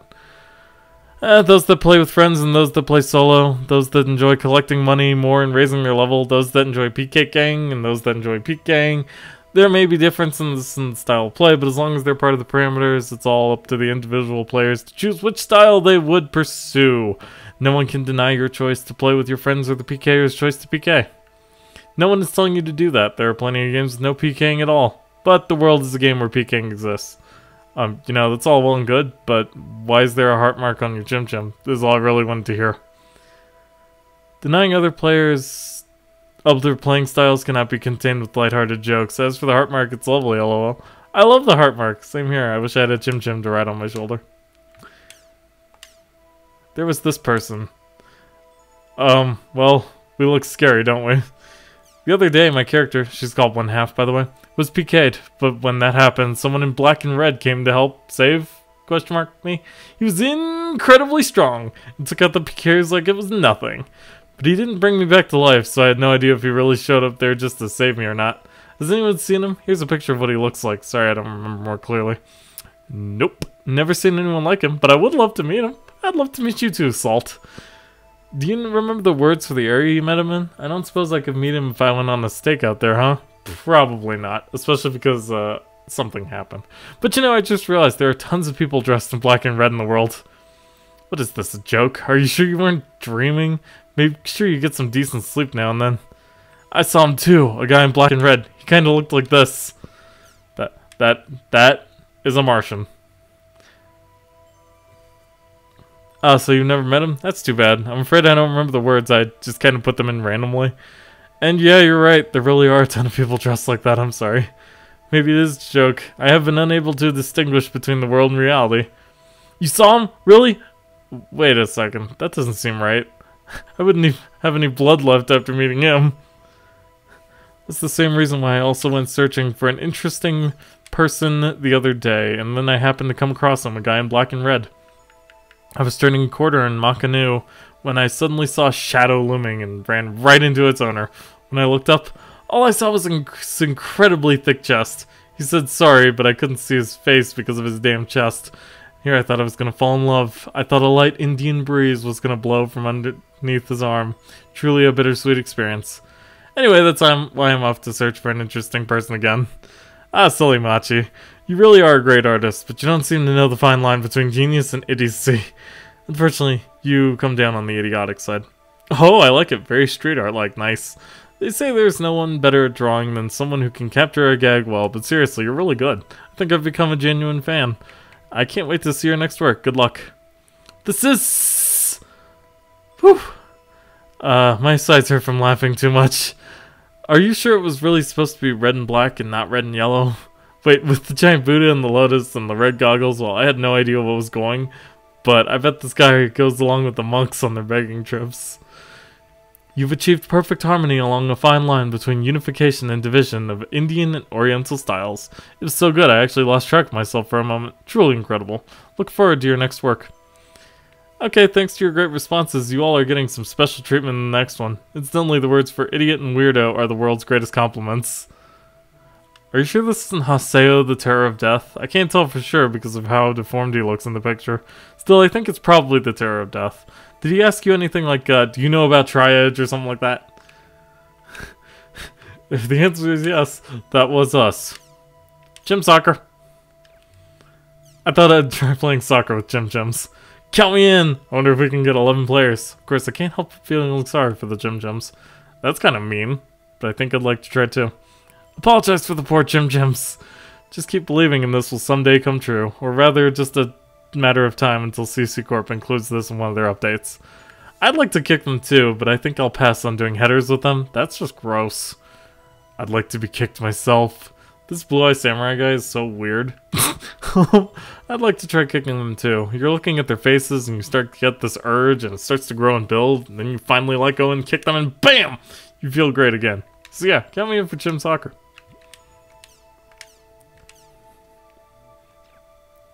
How are you? I'm Machi. I'm an extreme noob who only just logged in for the first time the other day, but I'm already completely taken with the world. Recently, I tried making a party for the first time, and it was so much fun I found myself drawing without even realizing it. The above are the nice people who joined my party. Raw Ham Sister is on the right, and the other one is Beach Boy. Beach Boy? Like from JoJo? When we fought a giant turtle, for some reason they were desperate to help. They also helped me to get good items and build up my experience, to which I am very grateful. I've heard lots of stories about PKers, so I was secretly worried, but I'm very glad they turned out to be such great people. I love the world. What lovely sentiments you all draw good. What a great illustration, but something about Beach Boy bothers me and I'm not sure what. He's kind of scary. Nice to make your acquaintance. I'm known as Julius. Oh, what a beautiful illustration. I hope you will let me accompany you on a future endeavor. I also hope you will draw me in another wonderful illustration afterwards. You're an amazing artist. Wow. You've got, what's that word? Talent? Whatever it is, I'm jealous. Kazubolo, your drawings are a bit, Oh, just so I'm clear, this isn't a post for a singles get-together or anything? Well, let me just start by introducing myself. I am the last hope of the world, the one known as Kazubolo, the red-eyed swordsman. Currently level 9, undergoing daily training. My playtime motto is bright, fun, and balanced. Everyone, I hope you will welcome me into your ranks. Your level's awfully low for being the last hope. Ouch, I see you don't hold back. Well, since I am the world's last hope, right now I'm not even a first hope. Which is why I'm currently looking for comrades who will help me save the world someday. Afro! Afro! Abnett, doesn't this fall under public solicitation? Is this allowed? That's true. This board is supposed to be for people to post their drawings and receive feedback, so it's not really the appropriate place for party solicitations. But he did put up a picture, so I'm going to call it a gray zone and leave it up to the admins. Besides, who am I to decide the rules of the board? If there's a problem with this post, feel free to delete it. Deletion key 1234. Party solicitations fall under the following prohibited behaviors. Please be more careful in the future. However, since you posted an illustration, the self-introduction part is not a problem at all. Don't be so formal. Join up with me. Don't join up with them. The other day, I immediately made up a party with Julius and went off adventuring. We thought we could use another in the party, so I invited Passerby Jin to join.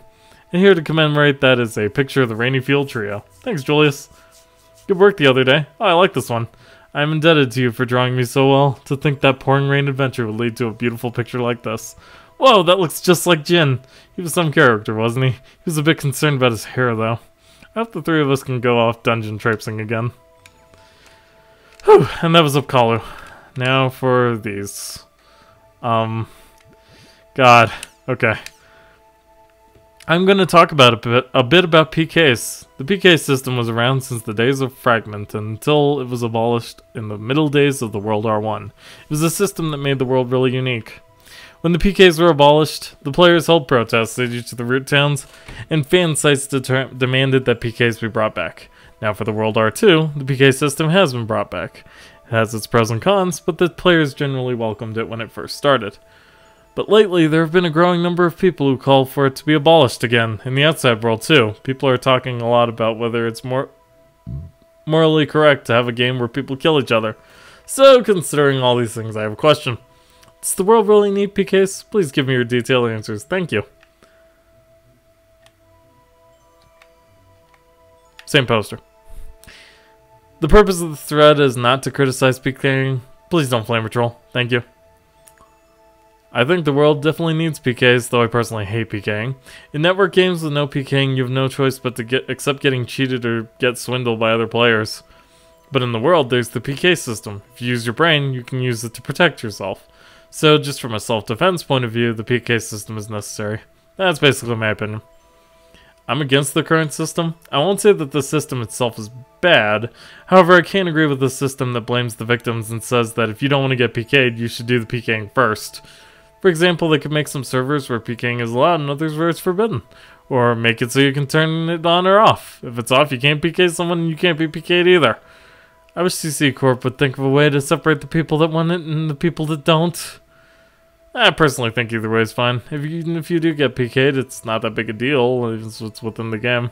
So maybe you'll lose some experience and time you spent to get those points. At worst, you may lose some items too, that's all. So, do you really have to talk about who got PK'd and who did the PKing? Naturally, if your dear character is PK'd, it's going to accept you, but it's just a game, right? I'm not saying you should enjoy getting PK'd, but maybe just take it a little bit more lightly. It's not an issue of if it's necessary or not, is it? That's part of the game. The real winners are the ones that have fun. My 2 cents. I like it. I'm all for the PK system. I started playing the world because it had a PK system, which is something that I wanted to experience, although my fear of retaliation prevents me from PKing anyone. Whew. For someone who wants to play a game with a PK system such as myself, it is absolutely necessary to have one. But to be honest, I don't really care if the world has it or not. I'll go to whatever game that has the best PK system. Lastly, I want to add a personal comment to all you who say that you hate PKing but still play the world, which is a game whose main selling point is the PK system.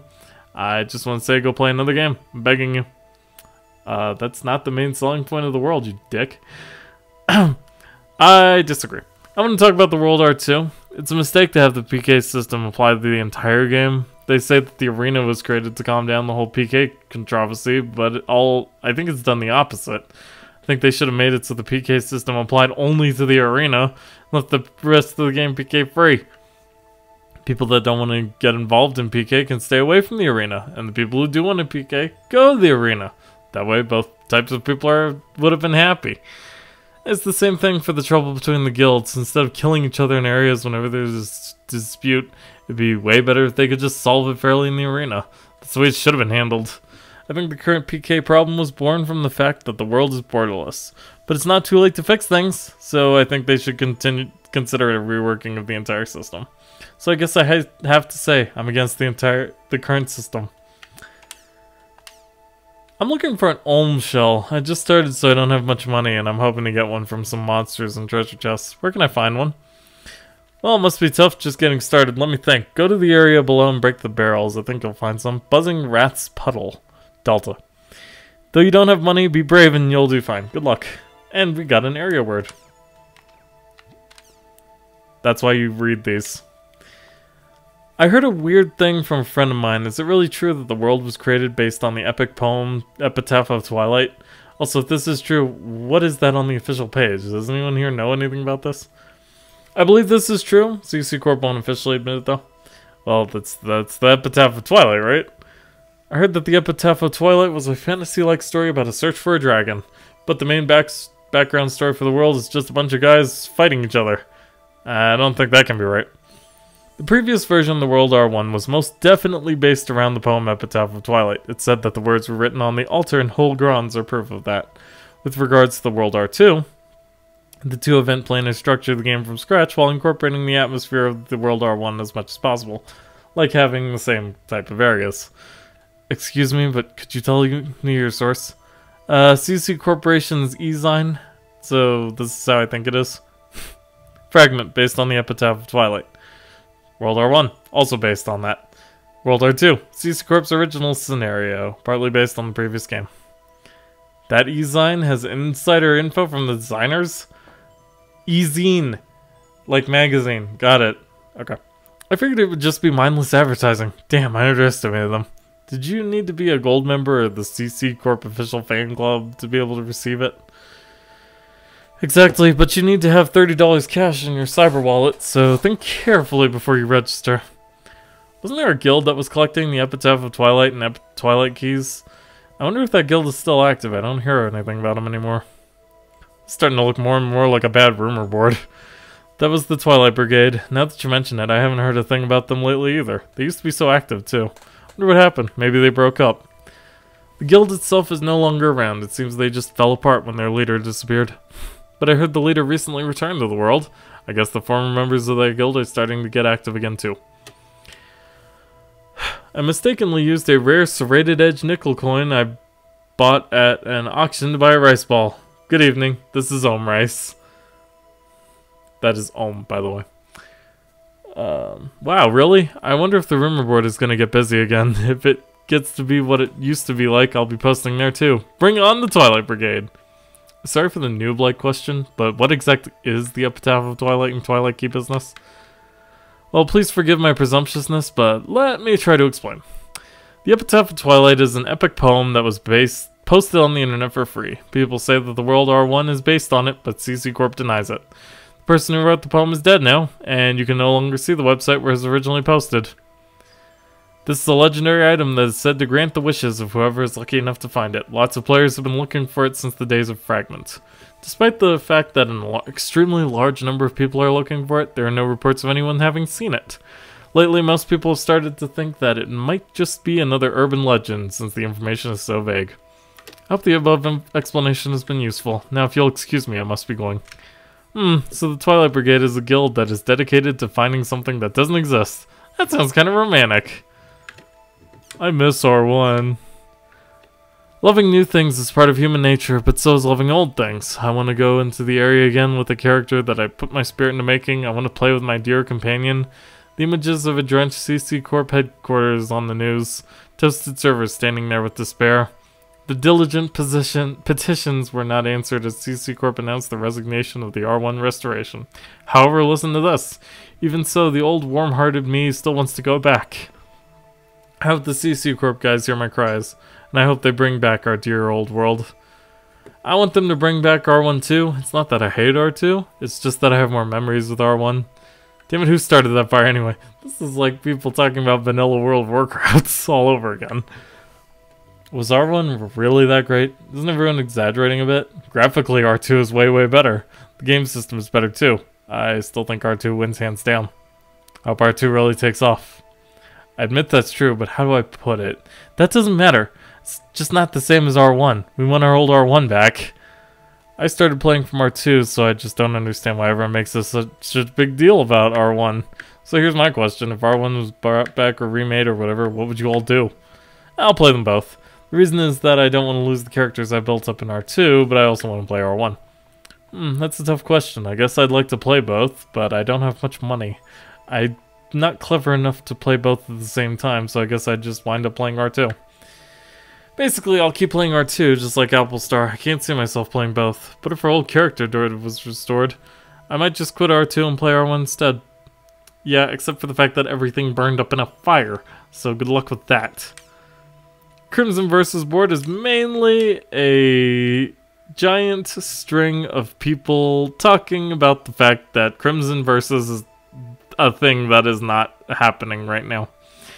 So, you know, it's not very important at the moment. How to start this game. The game is temporarily out of service. Temporarily. For 6 months. A bunch of news. I'm just gonna scroll through like I used to from here on out. Because, you know, this isn't very important. In fact, I think I can just do this. And if we find a place with like a a thing with like a keyword, then I'll stop and read it. But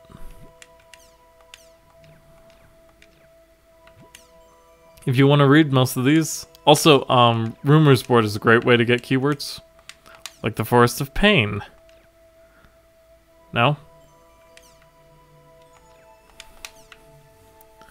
This quest can't be played right now. Oh, okay. Urban Legend, The Mystery of the World, The Little Girl in the Hall, Tuning Fork, and Triage. If you hear a tuning fork, run! Freaking run! Run for your life! So yeah. Okay. Oh, right. I need to go through the Crimson Versus boards and get them off of my new thing so it doesn't show up in my thing anymore. We'll talk about Crimson Versus more when it actually is a thing.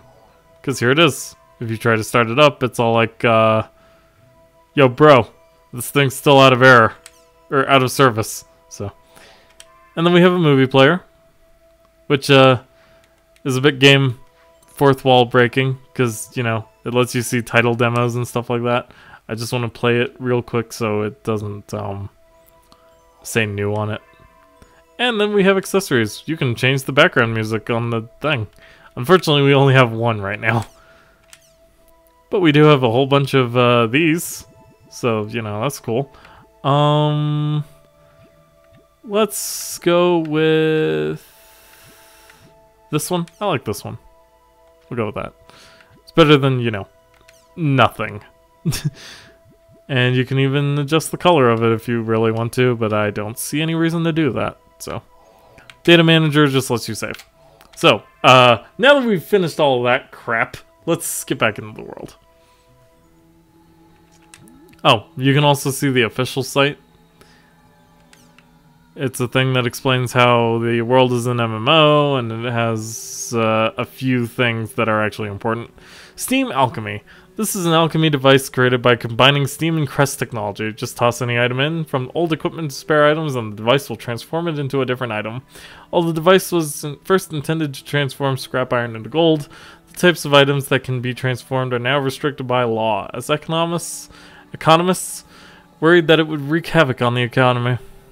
A steam-powered bike invented by humans. It's an extremely expensive item. Riding around on one of these is guaranteed to earn you jealous stares from people in town. The gondola has historically been used to navigate the canals in Makanu. Transportation provided by gondolas used to be essential to everyday life, but with the steady advance in technology, they have mostly lost their original purpose, becoming more of a tourist attraction for Makanu. And then you have a whole bunch of stuff about the backstory that we could sit and read, but I honestly just want to get on with the game. Oh, the thing about the jobs, though. That's how you learn about Adept Rogues. So, we will be reading through that, at least. But that's the entire history of the world. If you want to read it, I'm sure there's something online. Oh, the Grunties. Aren't they cute? That's just the zoomed in version of the picture. You can even see the finger there. Well, let's just do this. I don't know why I wasn't doing that, actually. Goodness sake.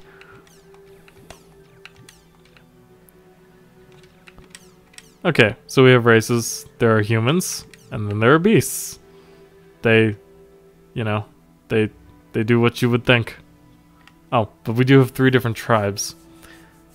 The Ya tribe, who have fairly large bodies. The Lei tribe, which have bodies similar to proportion of humans. And the Tu tribe, which are chibis, basically. And then you have a bunch of non-player characters like Grunties and Chim-Chims. And elves and spirits. Why are elves not a thing? It's curious. There are 3 factions in the world that oppose each other. The humans, the beasts, and the ones made up of both.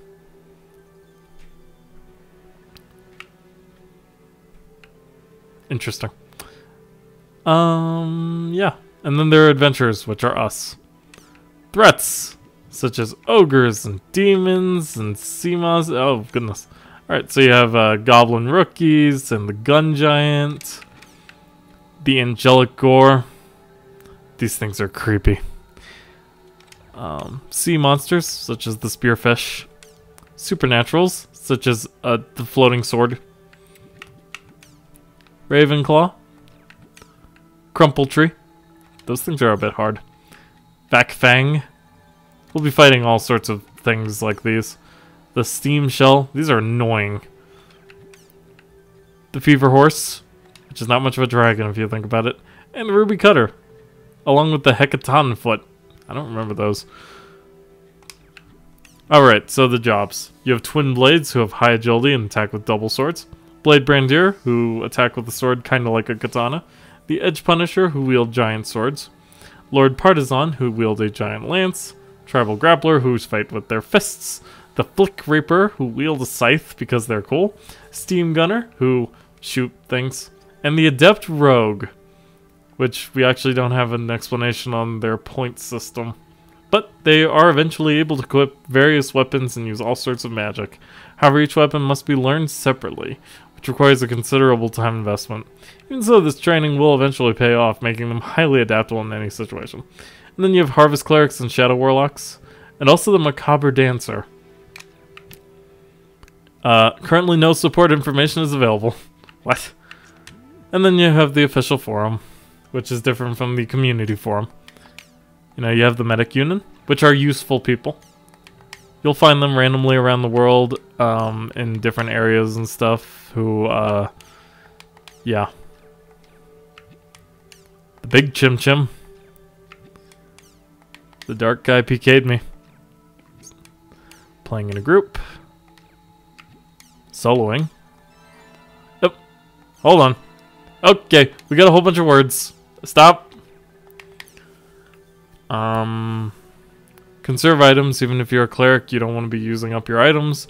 Make sure you have an escape plan. Research the area you plan on visiting. Make an area and transport there. Confirm the enemies that reside there at a distance. And then after checking them, go back to town. Use guard and charge attacks well. Right, you can also guard. I have no idea how, though. Skill trigger usage. When soloing, it's better to focus on stopping an enemy's skill rather than trying to pull off Rengekis. Don't be stingy with items. As for area, level 10 and level 13. Truthful Marbles Bum, and Upfront Blazing Camellia, which we will probably be running to at some point. And then a whole bunch of new words. So that's pretty cool. The Field of Vision. Can't go to an area. When playing with your group, set it to the same as the party's average or 1 to 3 levels higher. So yeah, there you go. Up to 3 is usually a pretty decent, I don't know how to use the map! Ah! Oh, just had to relog. What an idiot. Okay, let's log in. This is where Haseo learns something very, very important. We have barely done anything besides the tutorial in Red Forums. But that might be all I get to do today. We'll see.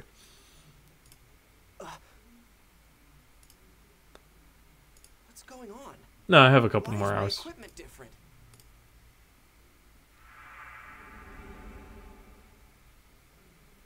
What the? I'm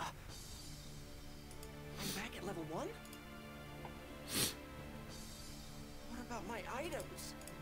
They're gone. My member list? That's gone. My equipment? Also gone.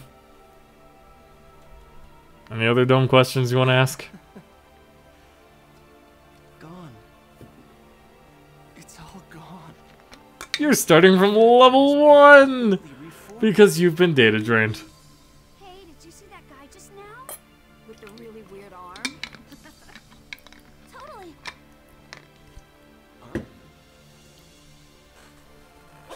Probably Ovan. Yeah. Because, you know, his arm could definitely be considered weird. Or classified as such. So we can finally explore the city of Makanu proper.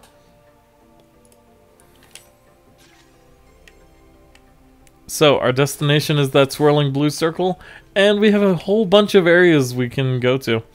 But we've got to find Ovan, he might be in town. So let's go into town. And you can even talk to people. And later on you can trade with them. But right now, we have absolutely nothing to trade with. So there's not really any point. But that's how you can find certain items sometimes. So we'll be trolling around the city to try and find those. What that guy's job was? I don't think I've seen a design like that. I didn't look that closely. I believe he's a steam gunner. Maybe I'll go get a closer look. Because he has a gun. You know, generally a good guess. There's a shop over here. Oh, that's the quest. That's the quest area. We'll go to that later. I believe it's called the quest shop. But this is the steampunked version of Makanu, which is quite a lot bigger than it used to be. Because if you remember correctly, Makanu was about this big. You ran from one end to the other in like 2 minutes. Good times. Theta was probably one of my favorite root towns in the first game. The first series. If I ever say the first game, that's what I'm referring to. Really? I thought he looked kind of creepy. So, you like guys that look like that? Where'd he go? I think he went down that alley. That dude's voice sounded familiar to something. Anyway, we're just gonna keep chasing Ovan. There are access points, by the way, throughout this thing. Think of them kind of like the Aetherites in Final Fantasy XIV, where you can just kind of quick travel between them. I wonder if that's where they got that idea. I'm gonna keep bringing that up because I feel like a lot of things took from this game, like MMOs especially. Because this is older than all of them. Oh, by the way, it's Bordeaux! Run! It's not much of a challenge when they're so pathetically weak. Yeah, I know what you mean. Fighting those noobs is making us all rusty. This guy's weird. That rogue that we fought the last time, he really wasn't that bad. He kicked your ass. Going after him next? Hell yeah. There is no way in hell I can back down after what happened last time. Yes, ma'am. They're talking about you. What the hell am I hiding for? Why do I have to hide from bastards like them? It's pathetic. Dude, you're level 1. Dude, you're level 1 now. Oh, okay. Instead, we decided to run, so it's fine. You're kidding. What the hell's going on?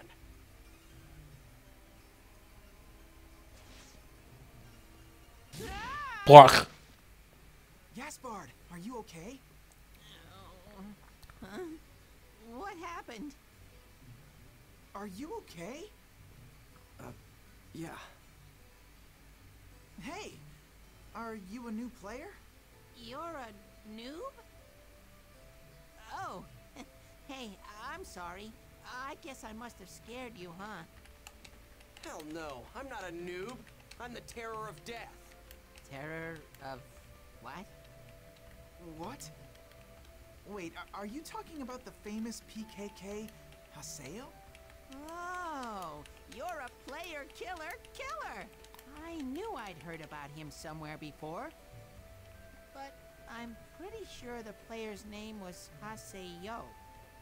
Are you sure? Definitely. Yep. No, you're wrong. Hey, look, it's me. I'm the real PKK Haseo. I am Captain von Bosch Stelvos Faskenberg. I can't remember his actual name. Sorry, but you'll have to gain more levels before you can say anything like that. What? Hey. If you're a noob, we'll be happy to teach you the basics of this game. Actually, Syllabus and I are part of the Noob Support Guild called Canard. Of which there are two players. It's a guild that teaches noobs all they need to know to become top players. We're actually pretty famous, you know. Oh yeah, I need to give you our member addresses first. I don't want them. Here. Well, we acquired them. Member addresses are an address system. Oh, Made just man. for communicating It's just with your my friends luck in to the get world. mixed up with When a bunch of inviting someone into your weirdos. party, check their status I even lost sight of Ovan. Your hand's clipping in your hair, Jose. Right now, I've got to level back up to become the terror of death. Well, I guess I'll just hang out with them for a little while longer. Look, it doesn't mean that they'll join just because you invite them to. Were you listening to me? Yeah, I was listening. Yeah, sure. You were? Really? Yes, really. It's not like we really needed to, considering we already know all You're this. gonna teach me the basics, right? So hurry up and let's move on to the next lesson. Okay, then let's go to an area. Now, invite us into your party, and we'll go find the Chaos Gate. And then they joined my party without me inviting them. So I just need to head to the Chaos Gate. I can get there faster if I use a warp point. There should be one around here. Oh yeah, it's behind me. Because it's, you know, it's on the minimap. And now it's in front of me. Because the game turned you towards it. And we can head back to the dome. No reason to visit any shops or anything, because all of our money has gone too. It's just like when I started up that expansion pack of Baldur's Gate, where it's like, lols, you lost all 70,000 of your gold, loser. Chaos Gate. You can input 3 different types of words into. I know that. Okay, well then, a good area for a noob is... Delta Peaceful Leading Freedom. That should be a good place to start. Oh, it's better than Courageous. Actually, I'm curious to see if it's still there. Nope, we don't have the word courageous anymore. Sad. Anyway, so we can head to different bookmarks. We have Buzzing Wrath's Puddle, which is an area level 5, but treasure level 6. Truthful Marble's Bum, which is an area level 10, and we will get killed immediately.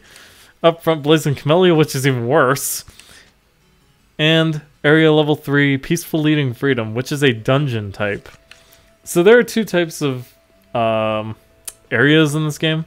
The field type and the dungeon type. The dungeon type sounds exactly as you think it would. Instead of mixing them both together like the first series of games did, where it had a field and then you would venture into the dungeon, in this game, as you noticed, we have a field where you just run around and collect those 3 treasures, usually, and open up the Beast Temple and then get the treasure from there that way.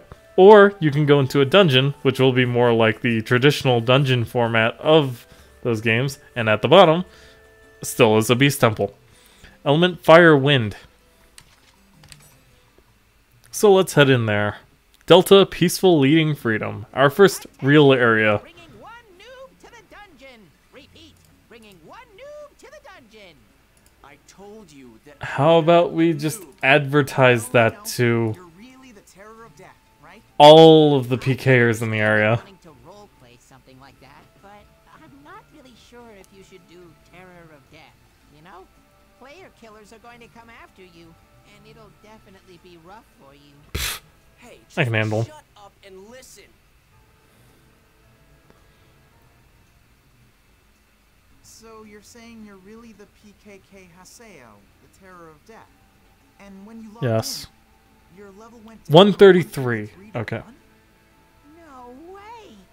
I've never heard of a bug quite like that. Wow! I'm not lying. Okay, but still. Gaspard, that's what he's role-playing. Oh, now I get it. That's some really complicated character background. It's not role playing. Don't be embarrassed. We'll accept your character concept. Just relax and come with us. So it's gonna beat the shit out of both of you. Okay, so Syllabus is level 4 and Gaspard's level 3. Syllabus, I believe, is a Blade Brandier, if I remember correctly. There should be a way to check that status. Yeah. Blade Brandier, and Gaspard is a Shadow Warlock. You can actually see your affection rating with everyone. He has a blue heart with 2 spinning circles. He has a blue heart with 3 spinning circles. So Gaspard is a bit friendlier towards us, I guess. I don't know.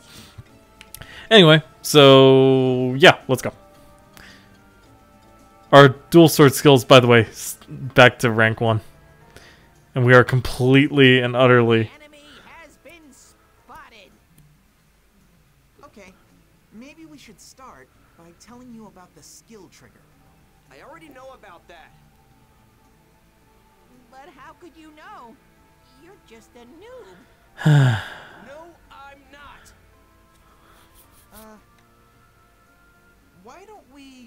give it a shot.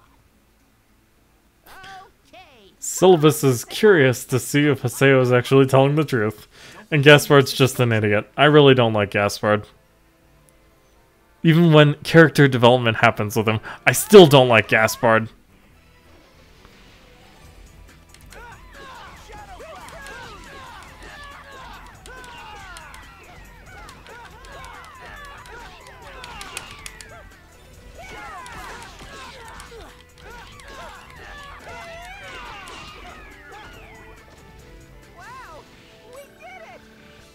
They gain decent experience even at level 4.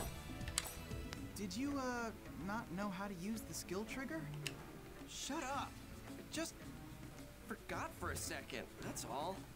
Okay. Yes, yes, I know. I Once you've mastered didn't realize I was the supposed to. you can do all kinds of different things in battles.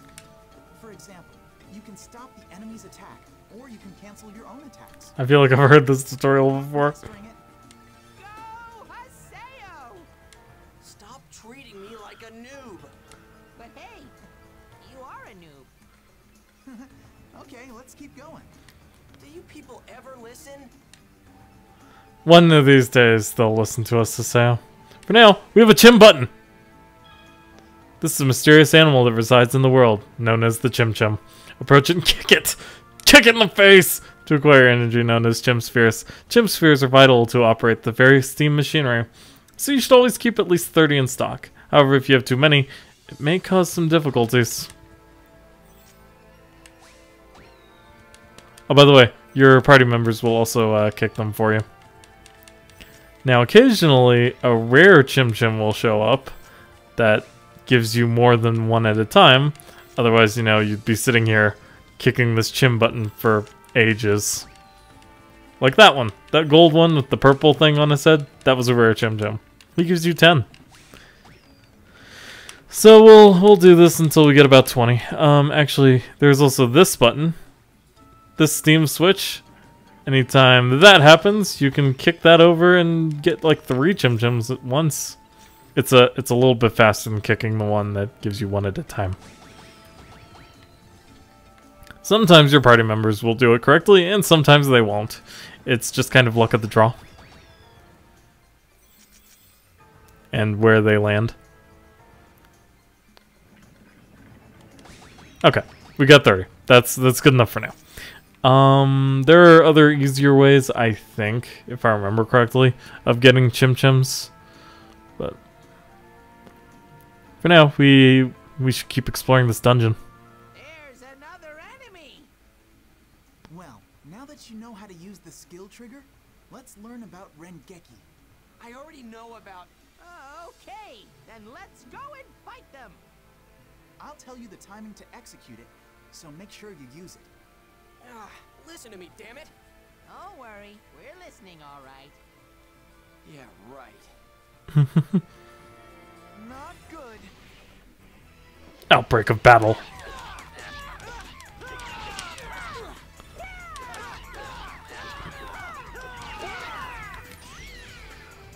This one. There.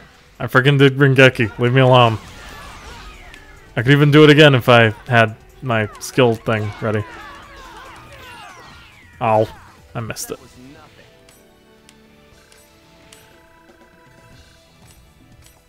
Hey, your Rengeki was pretty good. Duh. Wow, way to go, Haseo. Nice. I was so bad when I was a noob. Good job. I told you. I'm not a... Yeah, no one would think you're a noob with your skills. Hey, come on. Let's keep going. Are you even hearing anything I'm saying to you? The answer is no. No, they are not. I believe that's down if you see that waterfall. Yeah, okay. So we need to go back and explore that other room. Because I want to. So yeah. I believe this dungeon has 3 levels. It's been, what, 10 years since I played this, so I couldn't honestly tell you. But probably. Oh, there's some enemies. Dang. If they have a question mark, you can't get the thing. Also, these are on bezels. they are wind elemented, so you know, if I had any thunder skills, it would be useful, but I don't, so we can't. But we leveled up, so yay. Our first level on our road to 133. Also, these things make the silliest noise. Oh, there's a little face on them! I've never noticed that. It explains so many things. Oh, by the way, neither of these idiots has a healing skill, so you want to be careful of that.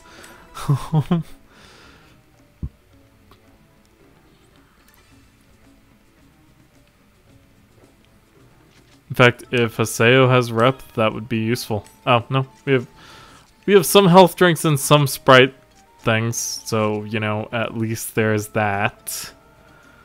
We might want to use one, actually. It wouldn't be a bad idea. Okay. We don't need to use multiple. Ah!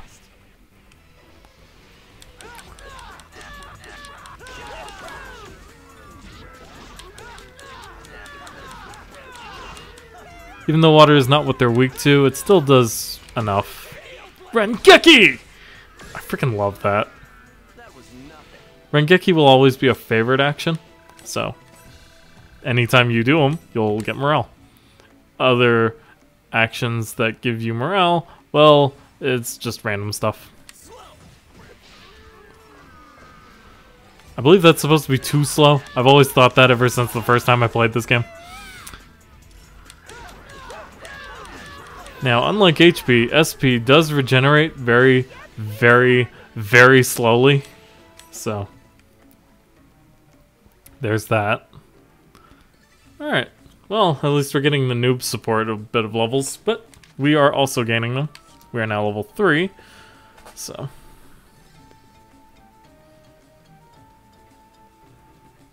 Our power will start increasing slowly but surely. Sometimes at these dead ends, there's a chest. But not today. Well. One of my favorite types of dungeon fields in this game is definitely the shrine. But we won't be seeing those for quite a while. So, or, well, not quite a while. I'll probably see one tonight. I don't know. It just kind of depends. Anyway, I think I can drop OBS. I don't need that up anymore. That way I can see if my fiance comes online. Alright. Maybe she's working late today. She's usually on menu. That's downstairs. I should get to the lower floor from here. Should be able to get to the lower floor from here. Either way. Alright, so now we're on B2. The monsters get a little bit tougher. Usually. Today, I guess not. Do you know about awakening? No, I don't. See? I knew that you were a noob. No, it's because I was a solo player, you asshole. Now, Haseo. We'll tell you all about them, so don't scowl, okay? Yeah. So, what is this awakening thing you were talking about? Well, it's a special attack that you can do together with your party members. Oh, that's why I don't know about it. Do you want to give it a shot? It's a lot easier to understand it if you're in battle. Yeah, that sounds good. Let's do it. I'm gonna do my best. It's kind of like an all-out attack from Persona. Alright then, let's go encounter some enemies. Except not the same. It's more like a limit break than anything. Oh, these are actually a little stronger. They're vac bezels, but Awakening is a state when a special kind of power has been activated. You can use it when the morale gauge on the top right of the screen is full. let's see. Okay, our morale gauge is already full, so go ahead and press X. Beast Awakening.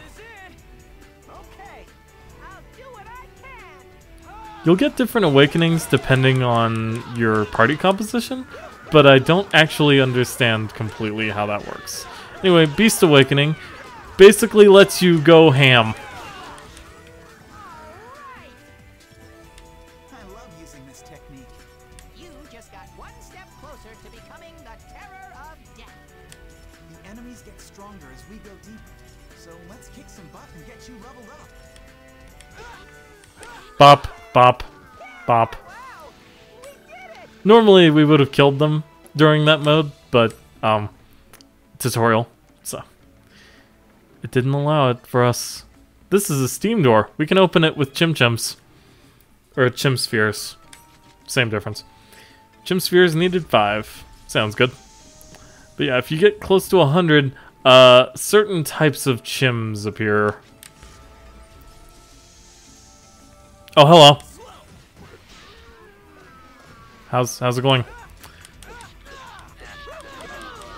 Now, the nice thing about Gaspard here is that his water spell Recruise will work very, very well against these Vac Bezels because they're fire element. The element tree works exactly like it used to, or element tree, I guess isn't the right word, but the elements work exactly as they did before. And we got an item, Firestorm. This is it's an attack item, basically. I usually sell those because I find them basically useless. But if you want to use them, hey, they're there. They're usually just good money though. Anyway, we don't want to be encountering any chim things, so we're not going to be letting that happen. Anyway, these things are starting to become underleveled, so we'll be doing just a bit more damage to them. Ah, missed the Rengeki. That'll also get harder and harder as the weaker enemies we fight. Got a tornado. That's cool. Hey, what's up? Nope, not you. Nope, not you. You. But yeah, you want to try and aim for an enemy that doesn't have a question mark over its head, because that means they see you. Did I stun him? That was weird. Alright. Oh, Gaspard has this thing about using up all of his SP basically in one shot, so be careful about that. Anyway, also you want to try and find a rep scroll for him as soon as possible, though not before you find one for yourself. Because if you're like me, you won't really use skills unless you need Rengekis or unless things are really powerful and you just need to spam skills at them. It's basically my idea of good skill usage. It's not very good, though. It's actually terrible. There are various items hidden in that item box. There are 3 types of boxes: objects, treasures, and traps. This is a breakable object, and that's a treasure chest. And that's a trap box. Disabling the trap allows you to acquire the weapon item or whatever in it. So let's open the normal chest first. That is the death. The death is a thing that inflicts poison on enemies, so it won't be useful. Fairy's orbs, on the other hand, are very useful because it finds out the location of objects in the area. So it'll cut your dungeon exploration time quite a lot. And this thing, which is a quick time event.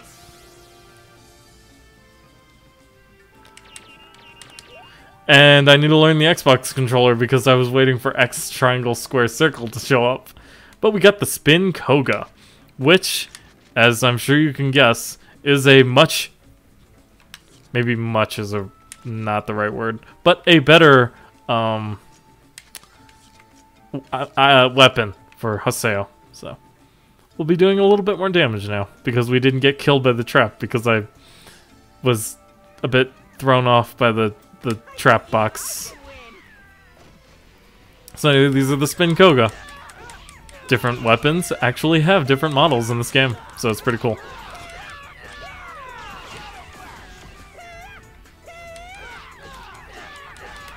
Ah! I saw Rengeki over there. So you can't really cancel skills, so it's better to just use them if you use it and miss time a Rengeki, instead of just letting it run out.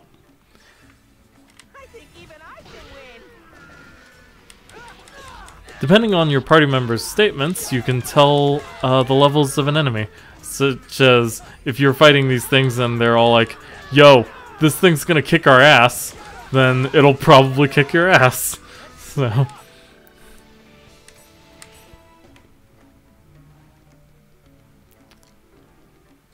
Alrighty. Let's head up here.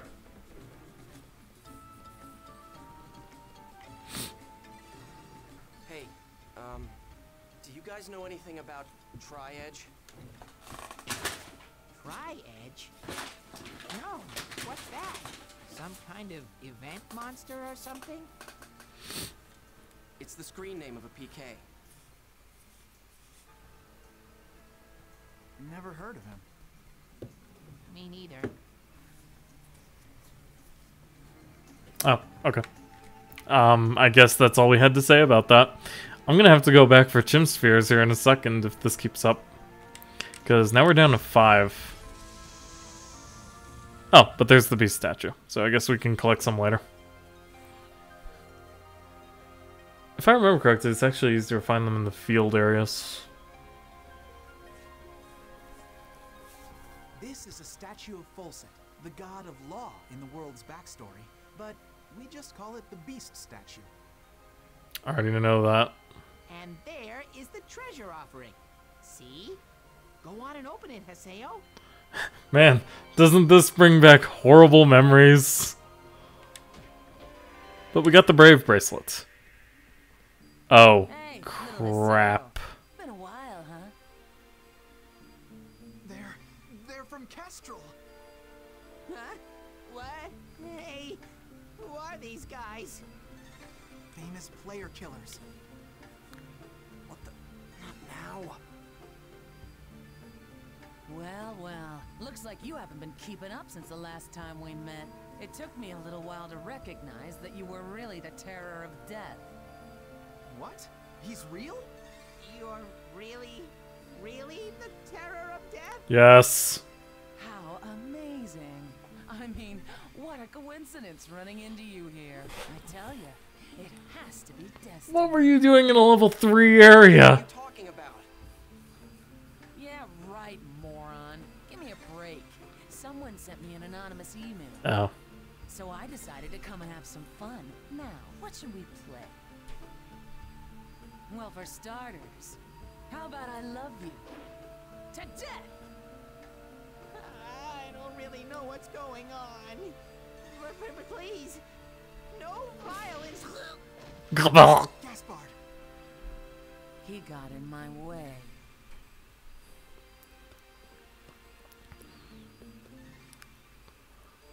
At level 133, she gave me a little bit of a problem.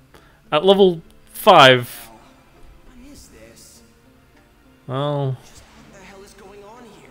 What's happening? I say, you don't look so good. Bordeaux would be like, is this guy having some kind of weird mental freak out? Man, I just love that expression. You know what I mean? God, there is nothing like PK. PK. Wait a minute. What the? Something is starting to. It's growing. No, he is not talking about his dick. It's the worst character in this game! Yay. I can't stand her. I don't ask me why. I just can't, okay? You guys look like you're having fun. But she is important. So. Well. Who the hell are you? You want to be killed too? Are you sure you want to do that?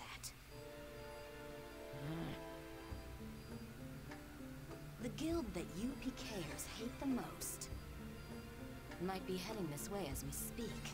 Moontree. Moontree? I can't believe it. You tipped them off, you bitch. Maybe I did. Hey! What are we gonna do? Fighting them now is only gonna bring more problems. You.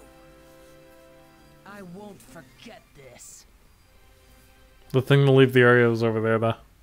What a silly girl. Don't you realize that I just saved you? From us. Yeah. Thanks a lot for saving us. You're Haseo. Yep. I don't recall telling anyone like you my name. You're an unruly child, just like I heard you were. What are you? I think her groupie? voice actress is Nice different. try, but I'm not interested in brats. Well, I'm glad. Because I don't have any interest in old hags. What? Old hag? Only an old person like you would use such an outdated phrase like unruly child. Damn brat. I'll have you know that I'm... You're... I'll come back another time. As you wish. What did we get from the Let me just chest? give you one I warning. forgot. Haseo, your character hides something. There is a dangerous power inside you. Dangerous power? Gaspar's still just dead on the floor. Like there was something strange growing inside your character. Just now, actually. As if it is trying to get out. Well, anyway. I'll see you again.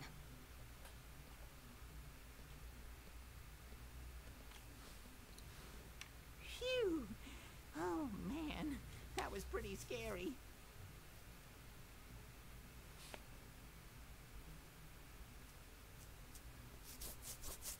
But how did she know about the mysterious power? Okay, so I didn't really get all of that, but basically, your character has some really messed up data, right? Yep. What? Really? Well then you should go and tell CC Corporation all about it, and have them recreate your character for you. It's not normal to go from level 133 to level 1 so suddenly. But it's needed for the beginning of a game like this. You're right. It's definitely not normal, but... I guess you could say my enemy's not normal either. Enemy?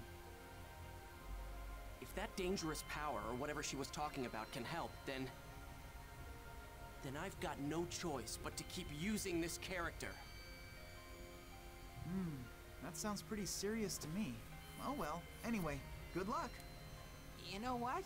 Come to think of it, didn't that lady say that she had already called the Moon Tree Guild? That was just a bluff. She lied? No, not a lie exactly. That old hag just never said she had actually called them. A bluff, huh? She's quite the strategist. It's funny, that's her moniker, I think. What's wrong? What are we doing wasting our time? I mean, what if those player killers come back here? No, that's a valid point. Let's hurry back to town. Run! Run away! While we're still level 5! Oh, and you get rewards based on your rank. Got an S rank. It gives you words and items and all sorts of stuff. And achievements, apparently, on Steam. So that's cool. Hey.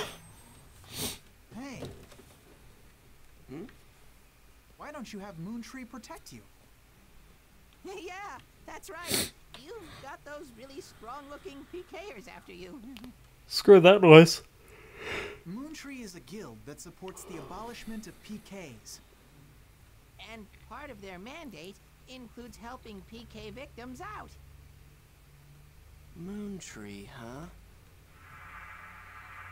Hell no. Oh, them. Oh. You want me to beg those hard-headed dorks to protect me? Forget about it. I'd rather be PK'd than be protected by all those lecturing loudmouths. Seriously, who makes a charity group in a game? Haseo. What's wrong? Shit. How long have you been standing there? Long enough. What? You got a problem? Look, Haseo, you don't understand anything about Moontree, okay? We're just trying to make the world a more enjoyable place. We just want to reach an understanding with everyone.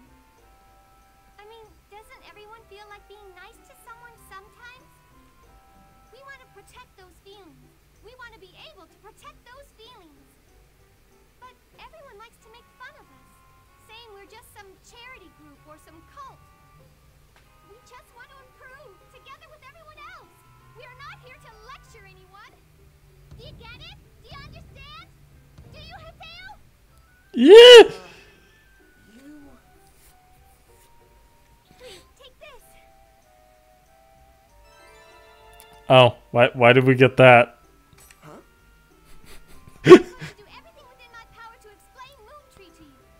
Oh man, when she's first introduced, she's the most annoying character ever. But she's also your only Harvest Cleric option in this entire game! Yay. And Harvest Clerics are kind of important. How did you even recognize me anyway? I mean, I don't look anything like I used to before. Because of your attitude. The same condescending asshole. True that I didn't recognize you at first, but soon after that, I realized it was you. As soon as you started talking about Moontree.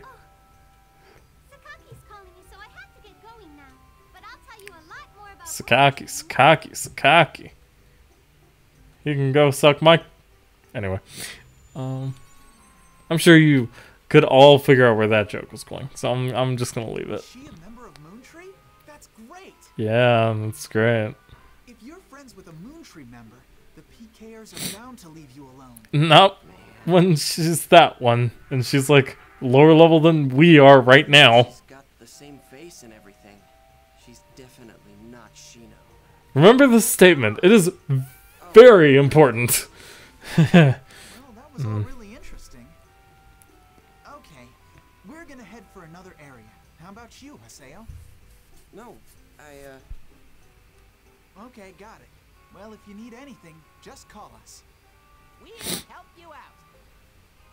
See ya. And so Haseo made his first ever friends in the world, besides Shino, who he obsesses over. Like a weird school kid crush. I'm so beat. What was that about? And what about that woman? And the dangerous power she talked about? I'll log out and check my email or something. Get ready to hear that phrase a lot. Like, a lot. What did we get from the thing? Oh yeah, the Brave Bracelet. Okay, so we have our first accessory, which is better than having 0 accessories. And it contains Arts Knowledge, which decreases Art SP consumption by 10%, but it does increase all other SP consumption by 5. And it also gives us a little bit of fire and wind power, which would be cooler if we had any of those. Actually, we do. We have a wind power, technically, which is Gale Blade. Skill. Why don't we get a description of it? Well, I'm pretty sure it's wind-based. I mean, just judging by the name, right? So. Oh, also, you don't sell those things. I'm mistaken. You actually go up to random people, check out what they got, and be all like, yo, that's a scorpion tail. It adds poison to your attacks. That'd be pretty cool, right? So let's try and trade for one. Rip Moomin. Oh, yeah, we want to find the rep scroll. Alright, and we have Haseo, so we can negotiate for it by trading different stuff. Unfortunately, we have not enough that he would really want for that.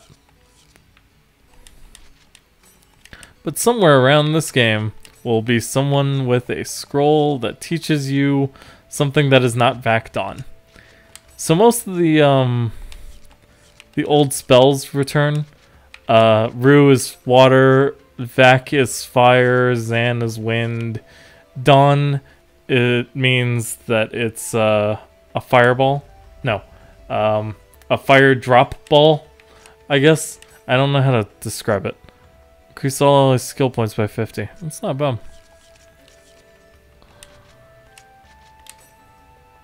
Return feathers. Those are really cool. He has 85 of them. Jesus Christ. Hello, Moonlight Dance. Do you have what I want? Rip Maj. Well, I think that allows for curing an ally's curse. Okay. Cool. So you just, like... that's Corporal Yano again. We already just talked to this guy.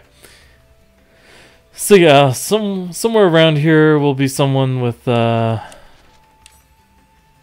An Olm Shell.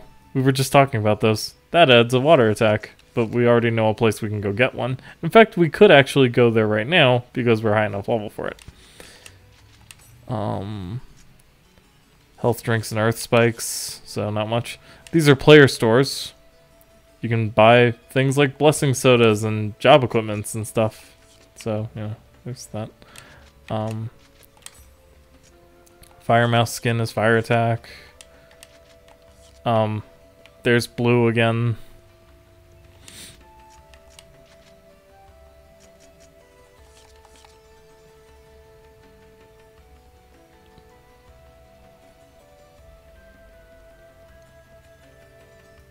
Oh yeah, that's right. There's also the guild store. I forgot about that. Midnight Head. Oh, you're the same guy.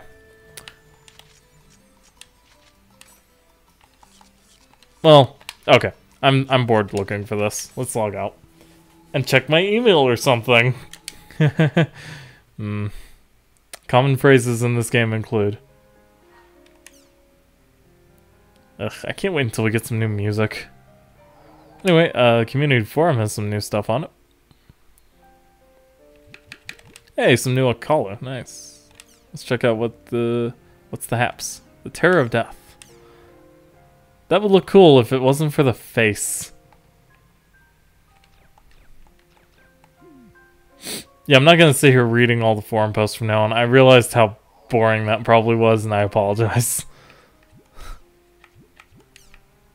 We'll refrain from doing that unless people have a huge outcry that tells me they really want me to read every single forum post. Then, I mean, I will if that's what everyone wants. Okay, so there's some new mail. Syllabus is inviting us on a quest to head to the quest shop.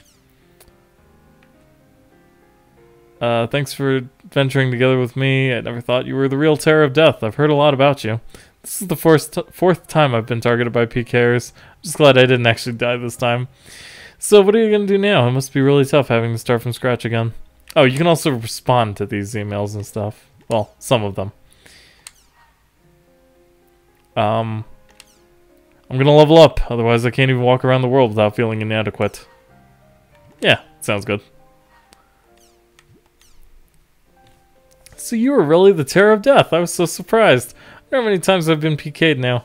LOL. Apparently Beast Race characters are really easy targets. Something like, I don't feel bad about killing it because it's just a dumb animal. If there's something Syllabus or I can do to help, just let me know.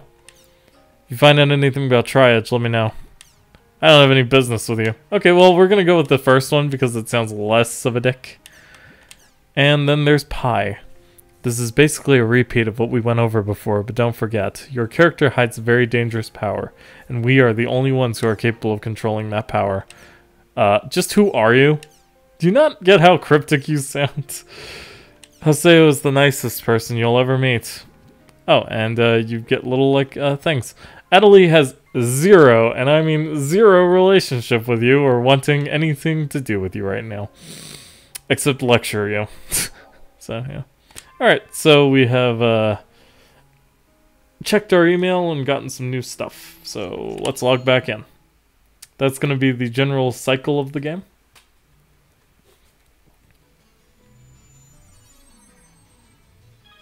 Alright, so Memoir tells you about your next objectives and stuff. It's useful info. I believe you have a limit on items you can carry. Yeah, you can carry up to 90, which should honestly be more than you'll ever need. So don't worry too much about that. Alright, well, let's head to party. And Adelie is currently busy, but Syllabus and Gaspard are not.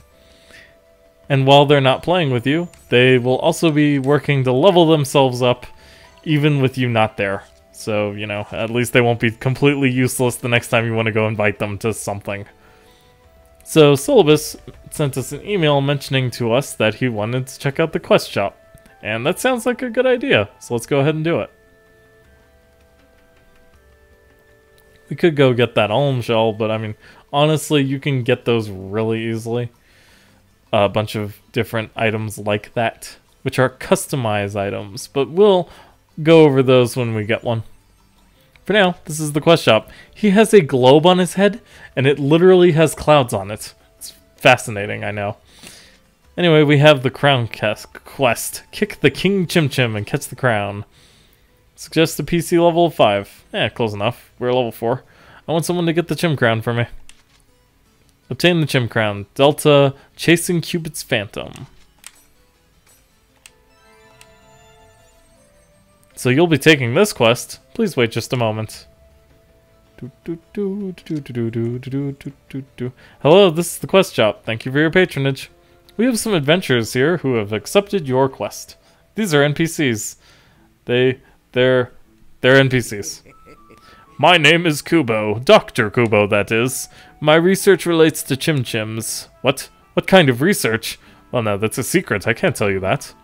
Anyway, I want you to retrieve the Chim Crown for me. Have you ever met King Chim Chim? He is a giant Chim Chim that rarely appears. As his name implies, he has a magnificent crown on his head. He's kind of like a king slime if you think about it. I want that crown! I have a few ideas on where King Chim Chim is likely to show up. I want you to go there and get the Chim Crown. I've prepared plenty of rewards for you, so do your best. It's pretty difficult to kick the king. King Chim Chim? Isn't that the huge one? It is indeed, Gaspard. I'm glad we're on the same page on that. Hey, champ. Yeah. Just gonna be randomly checking people to see if they've got the thing I want. Because there is a very specific item I want right now, and that is the thing that teaches you Repth. Which, of course, as I'm sure you remember from the first game, is the name of the spell that allows you to heal. Yes. There's also Olrep and all that good stuff.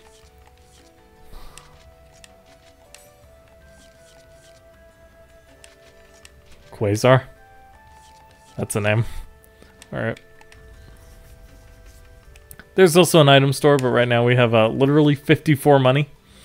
So we're not going to be using that very much. Mile? Have we talked to you? Maybe not. The wind attack. Wing of Lutu. That's cool. Okay. Well, we have a bookmark. Chasing Cupid's Freedom.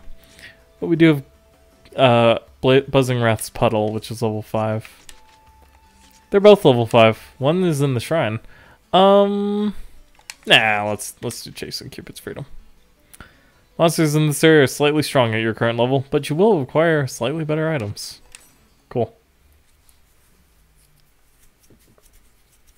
If I want to get water attack onto my weapon, we'll head to that one area. But right now, this area I think was water. I forgot to check. Guess we should start looking for places where King Chim Chim could be hiding. King Chim Chim attacks by jumping on you, so watch out. I wonder where he is. That is important info, by the way. The fact that he jumps on your head to kill you. But right now we just have items. Such as this thing, which you kick over for a health drink. And that thing, which you kick over for a health drink. And that's a rare Chim Chim. Oh, you can also trade and stuff with your party members, too. They do have stuff, such as that. And these level 30 dual swords. So, you know, that's a thing. The hold and release type. I'm not a fan of that. Gaspard does have revival medicine, but I'd rather he kept it. He does have a staff, which Adelie uses, ironically enough. Oh, you can also gift them items. So, you know, if you find, like, a Blade Brandier sword or a Grimoire, either trade, which is probably the recommended thing to do, or just gift it to them, and then they'll equip it. So, yeah. King Chim Chim is also not going to show up doing this. Okay, 31. Alrighty. Well, we have a Steam door right now. It's a good thing I spent some time getting those chims then.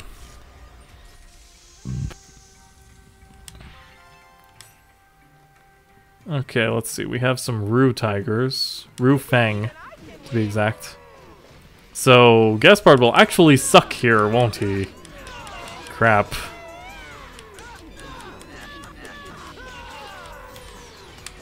Renkeki!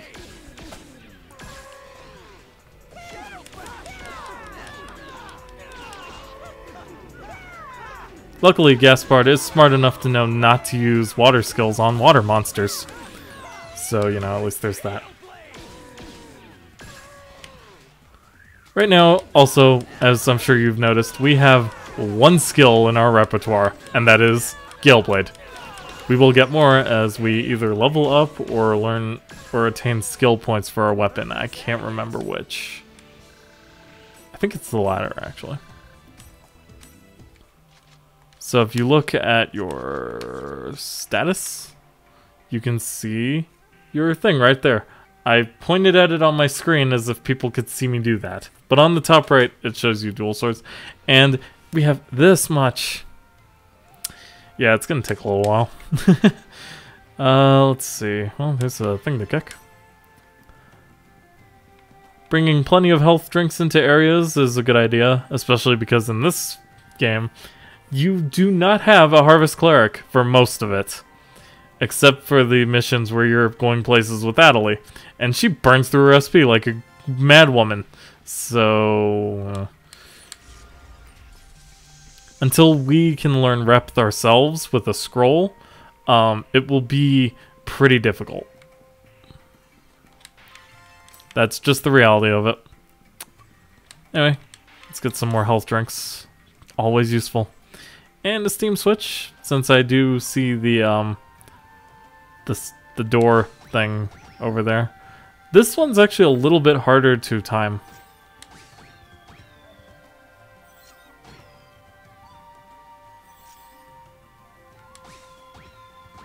As you can see.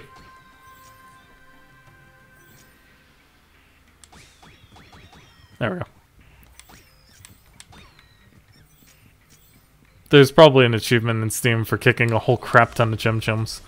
But don't worry, we'll get there just by virtue of playing the game. Hey, these are goblins. Goblin rookies, which are level 1. So, they don't stand a chance.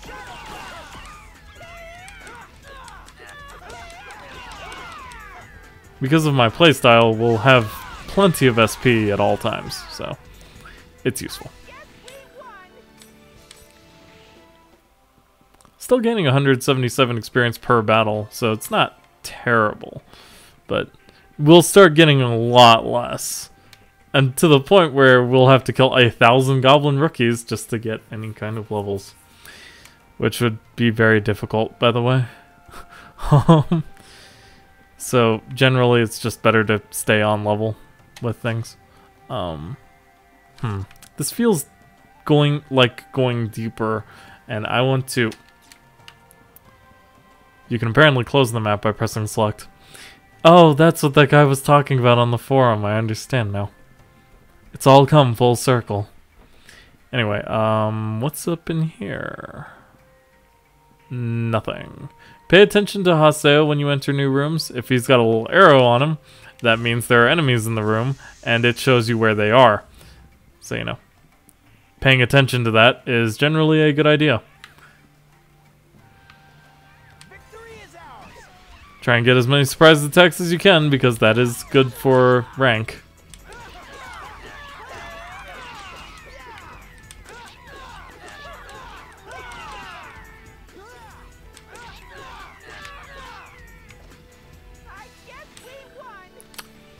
If I remember correctly, actually, your skill with your weapon raises faster if you use skills.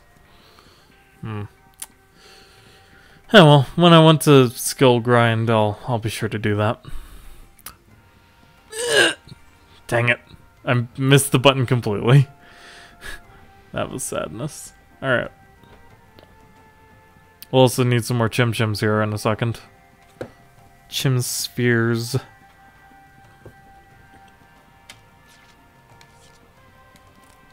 That might actually be one of the more annoying parts of this game, is getting these Chim Spheres constantly. Because it kind of slows things down for no real reason. But you can make something interesting happen if you have a lot of them. So, I'm just gonna stop here real quick, get 3 more. Okay. That gives us 20. So I can open 4 doors.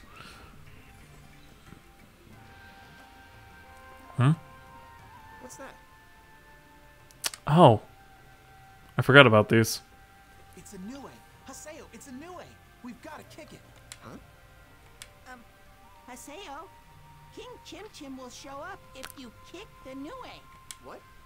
So, we just need to kick it. So kick it! It's the mysterious animal known as a lucky animal that lives in the area. Approach it and kick it to receive various blessings. There are also unlucky animals that bring bad luck. They have the angry symbol on top of their heads. No problem. Leave it to me. Come on, King. Received a blessing. He summons the King Chim Chim. And there he is. This is King Chim Chim. If you kick King Chim Chim, he will get angry and attack you. Repeatedly kick him and evade his attacks to defeat him. If you do, you will receive massive amounts of Chim Spheres. About time. Let's get it over with. Hand that over.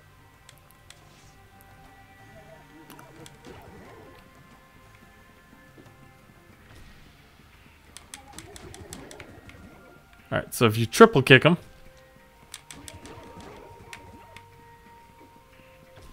you can just do this a few times and boom.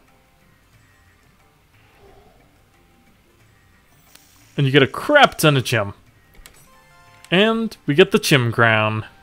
I knew you could do it. Phew! I thought we were gonna turn into pancakes. We need to go to the quest shop. I don't want to do that right now though. But I don't. God dang it, Haseo. I wanted to check the beast statue. There probably wasn't one.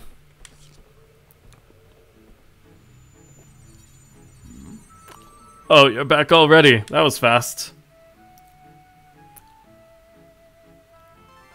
Hand it over, Chim Crown.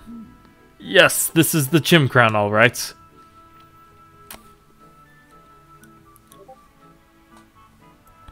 I'm surprised you were able to retrieve it so quickly.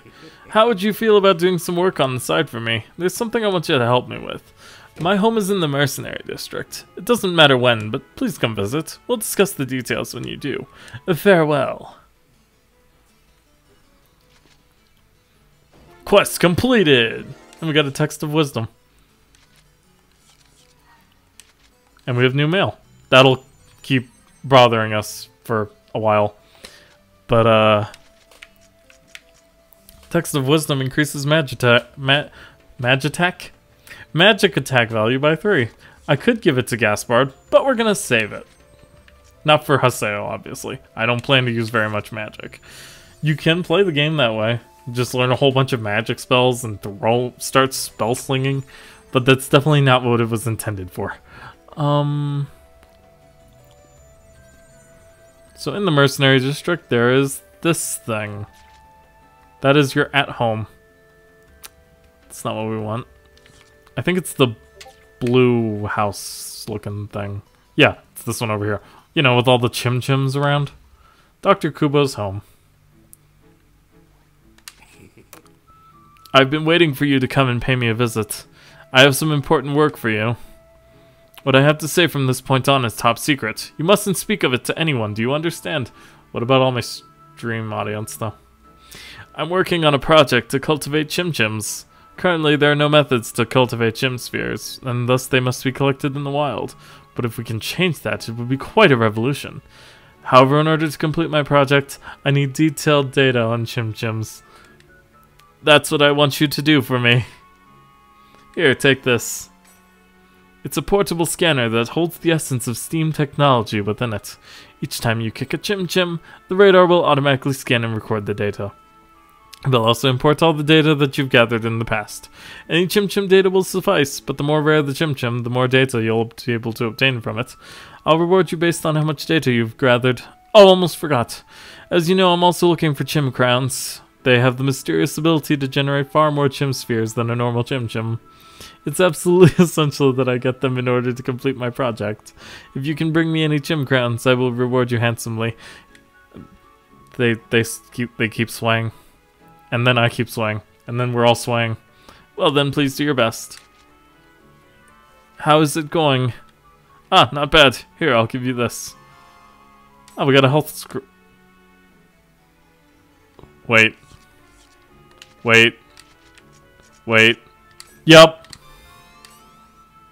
Okay, we now have the skill Repth. It costs 16 SP, which is like half of what we have right now. But we can now heal us and our party in battle without health drinks. That will be useful if I ever run out of them. And that will happen. Because it always does. No matter how much I try to prevent it. Alright, well, we can log out and check our email. Yeah, might as well.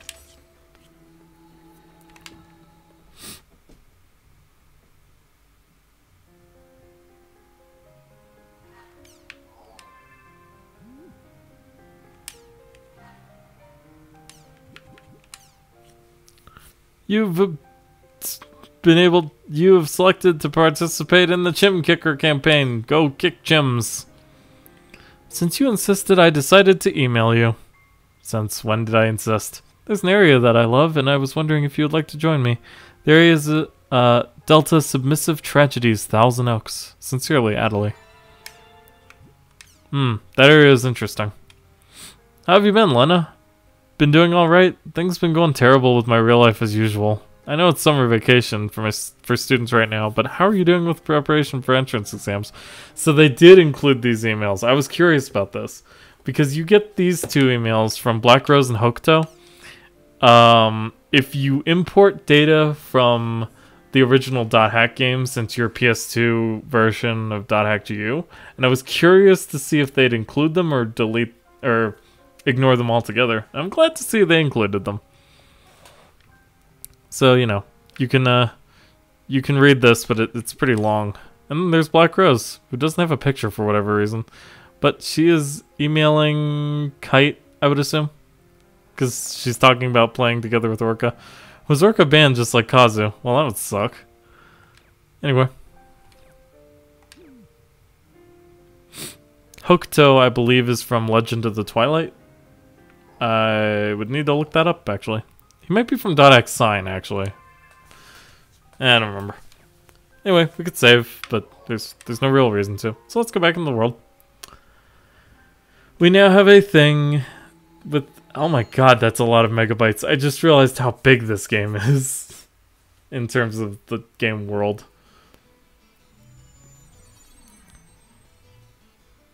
It's only like 30 gigabytes on Steam.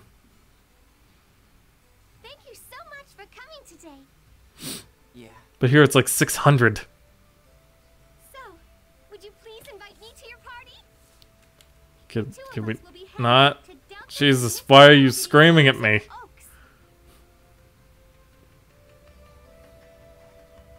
Please invite me to your party. We are heading for Delta Okay. I'm going to freaking invite you to my party. Thank you for the party invitation. I'll be right there, so please wait for me. I was hoping to see what you had in terms of trading, but okay, fine. Anyway, you can buy things, but we can't because we have no money. It's really hard to build up money in this game at the start. We'll actually save over a second slot right now. Alright, so we're level 5.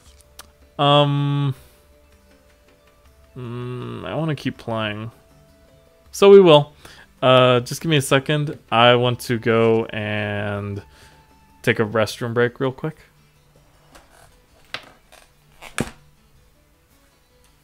Oh man. God, it's weird playing this game again, but it's so awesome.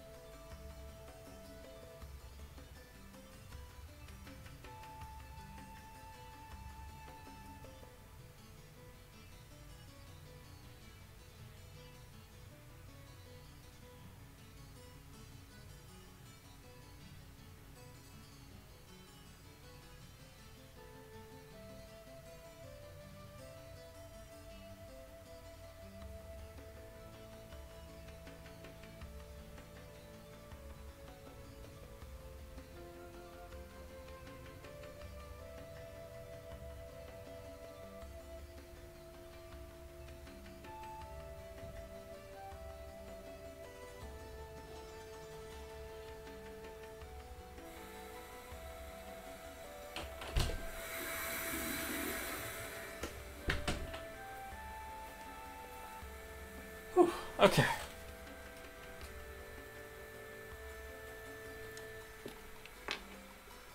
And we are back. So, let us head into the Chaos Gate to Delta Submissive Tragedies, Thousand Oaks. Ah, it's only a level 3 area. Should be easy. Even with,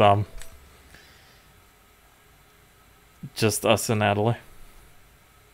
Hope I didn't bother you. If you think you're bothering me, don't send me an email in the first place. God, Haseo's such a jerk. This is one of my very favorite areas. The moon tonight looks even prettier than usual. Prettier than usual? Yeah, right, come on. I mean, this is just an online game. Now then, let's go find the beast statue. Oh, okay. So Adelie is level 3, but she is a harvest cleric, which means we'll have a source of healing anytime we're fighting things. She also has quite a lot more SP than we do. Also, luckily, there are just goblin rookies, so they won't pose too much of a threat to us.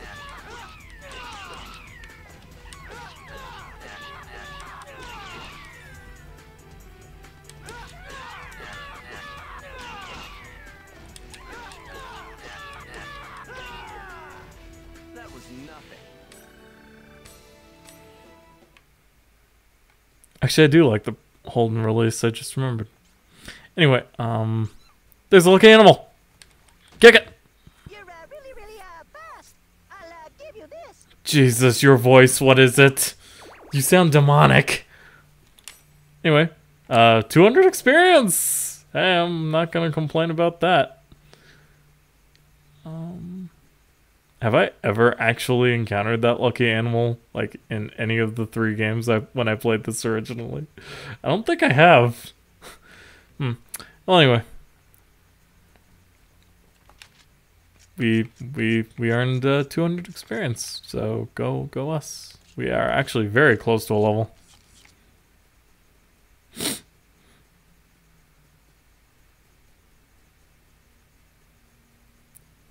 You know, at the beginning, most of these characters are real jerks, or annoying, or etc.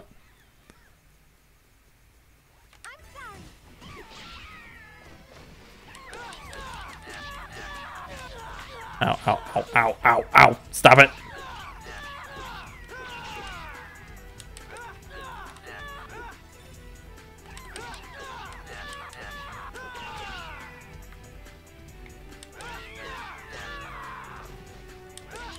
Oh, maybe he's trying to activate a skill, actually, whenever he does that.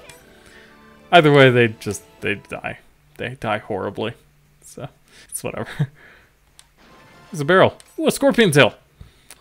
Alright, so customizing equipment. Customization is a process where materials are added to weapons, armor, and accessories to add an ability.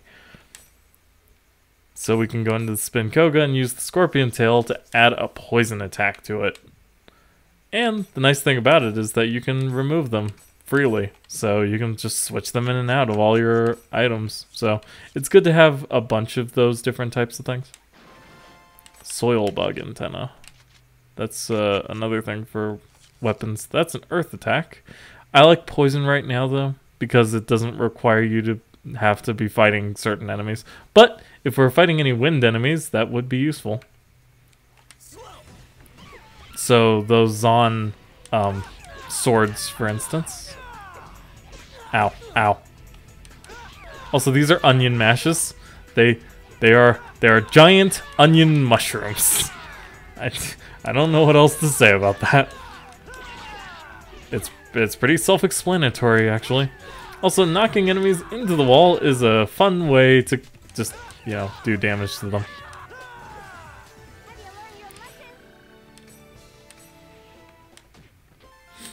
Got a symbol fragment. There is also a blue thing up here. Oh, and a Mecha Grunny! What is this, a robot? Course unknown. Fuel insufficient. Function shut down. Emergency landing. Passing lifeform detected. Begin fuel request. Beep. Hey bro, be a bud. Give me some Chimsphere, please.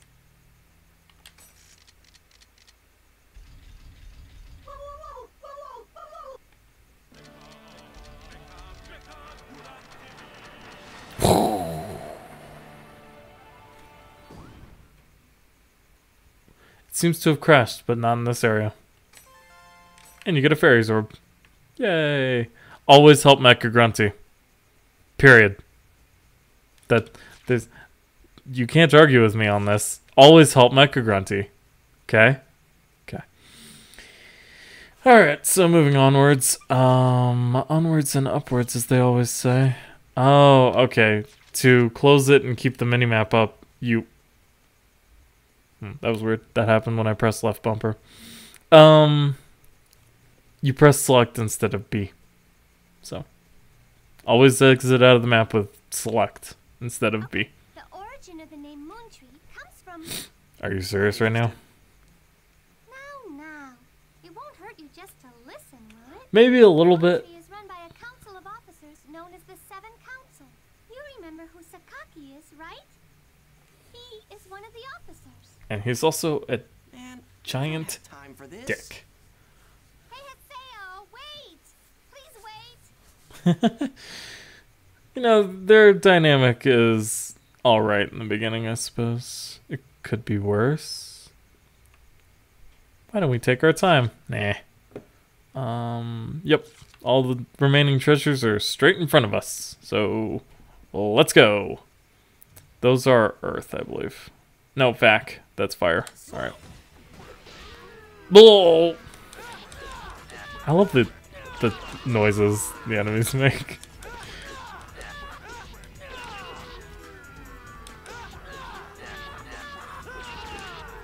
And we even poisoned one.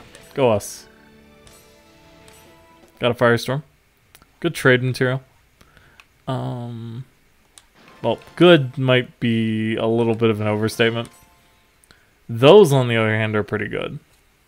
We will want to collect those whenever we can. Globlin rookies. Immunoglobulin. I don't know what the poison chance even is. It doesn't really say. Maybe it's like Monster Hunter where each monster has a threshold before it gets poisoned. I don't know. Nothing about that's ever explained in this game. Also, teaching Adelie some offensive spells wouldn't hurt, except for the fact that she won't have SP to do other things. So you want to be careful about doing that.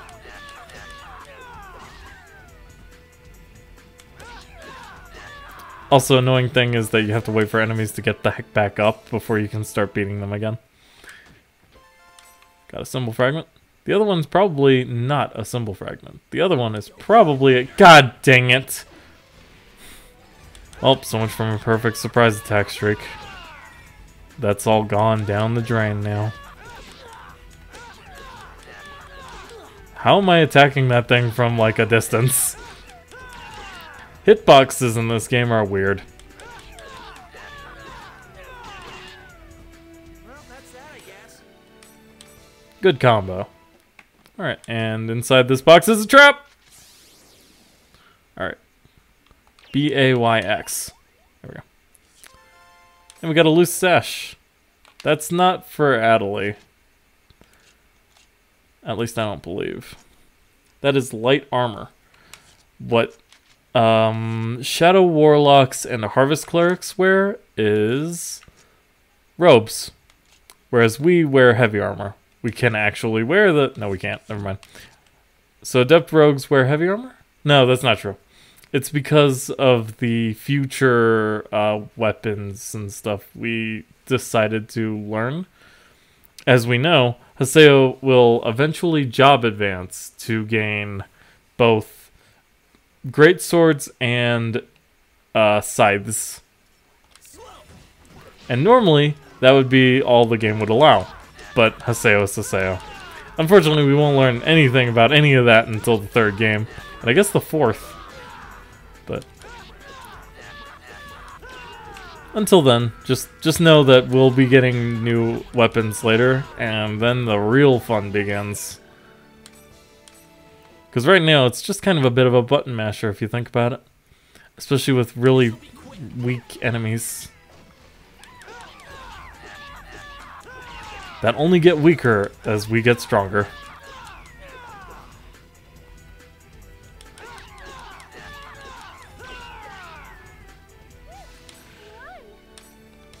Perfect. Almost level 7. And the symbol fragments join together and create the judge's symbol. Opening our way to the beast statue. You got the Jeep tomorrow. Oh. You weren't on the phone or anybody just now, were you? Tell him to come and visit you? Just this. He wasn't coming to visit our house, right? Okay. Must have been the wrong address. Probably. Or he was a terrorist, one of the two. So apparently someone tried to come into the house just now. Weird. Anyway, just gonna kill these goblin rookies now. They're dead. Tough battle. Okay, let's see. I think that's right about it. Oh, there's a tree. Kick the tree.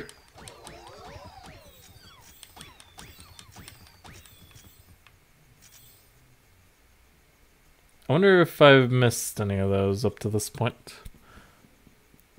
But all chests on fields show up on your map, so you don't really have to use the treasure-seeking item, which is the fairy's orb. We could give the attack magic value to Adelie, but I don't think magic attack affects... Oh no, it definitely does not affect anything like Repth, because that is a fixed value. So don't give that to her either. There's another Shadow Warlock, I think, in this game that we want to give that to. Or it's in the second game and I'm going to be holding on to it for a very long time. One of the two. Anyway, there's a chest here. Let's kick it open. And we get the Heaven Sash. We've got what we came here for. We're going back to the town. Huh? Hey. Haseo? Yes? What? I've already heard enough about Moon Tree Guild. Haseo, do you hear something coming from over there? Nope. That can't be right. See? There is something there. Let's go find out what it is. Huh? Why do I have to go too? Just go check by yourself. Oh, come on. Won't you please come with me? Dude, you have a scared girl asking you. I'll go with you. Thanks. It's this way. God, you're such a jerk to her. Stop being mean to Adelie. She might kill her. I'm not going there. Anyway, we're back outside. Also, funny thing about the night area is there's no music, as I'm sure you noticed. What a strange sound. Let's go see what it is, Haseo. What are you talking about? What a strange... See, occasionally you have to stop and talk to her, and okay, here we go. Listen to that. You can hear I can actually hear that now. coming from over there. Huh? What is it, Haseo? This sign. It's Tri-Edge. Dum. Try it? Dum dum. He came here? What? We're being sucked towards Tri-Edge's sign. And then you're warped.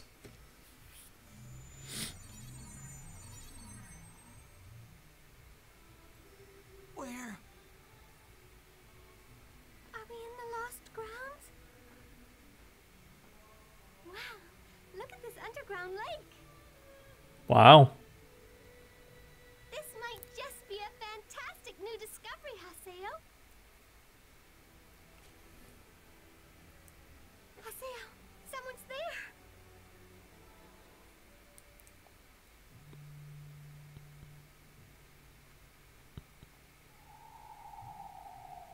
Oh.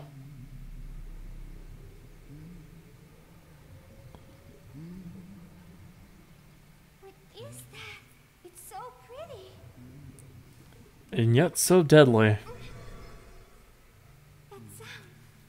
It's coming from that person.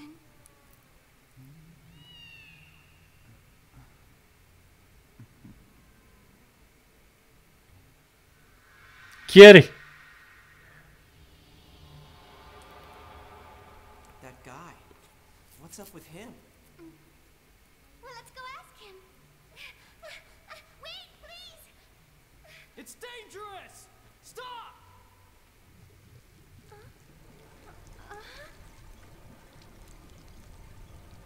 What?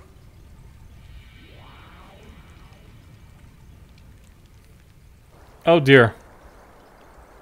That can't be good. Jellyfish? We've killed worse. Well, apparently Adelie's about to pass out. Thump.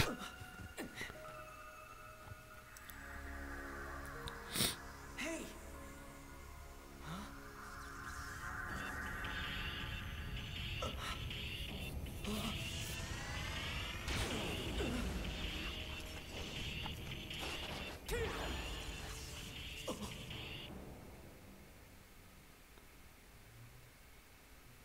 Stay back. Take this. And now, Magus! Magus may sound familiar to anyone who has played the first 4 games, and there's a reason for it.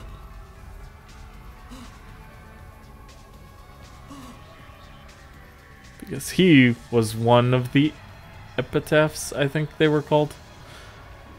One of 8? 7 or 8, I can't remember off the top of my head. It's been too long. But, What are these guys?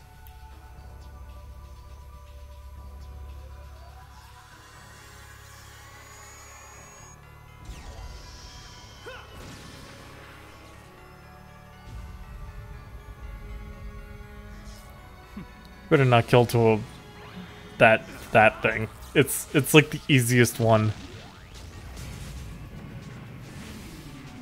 Data drain.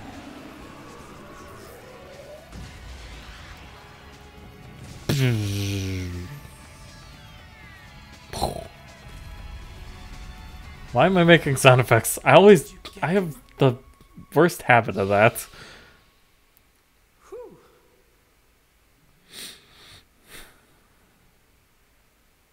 All done. You two okay? He's one of my more favorite characters. He's also a cool class. It doesn't seem like I'm very welcomed here. Well, whatever. Hey, you, over there. Are you okay?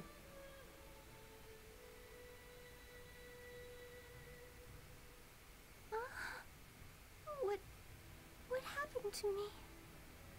What do you mean, what happened? I think I was attacked by a strange monster. You were indeed.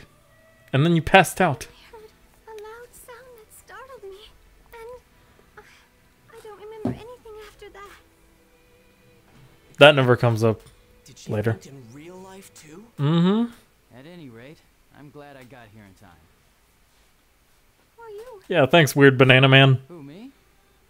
Oh, well, I'm an investigator for CC Corp. Is that actually true? Administrators? A game master? Well, something like that. I got a report about a bug in this area, and so I rushed right over.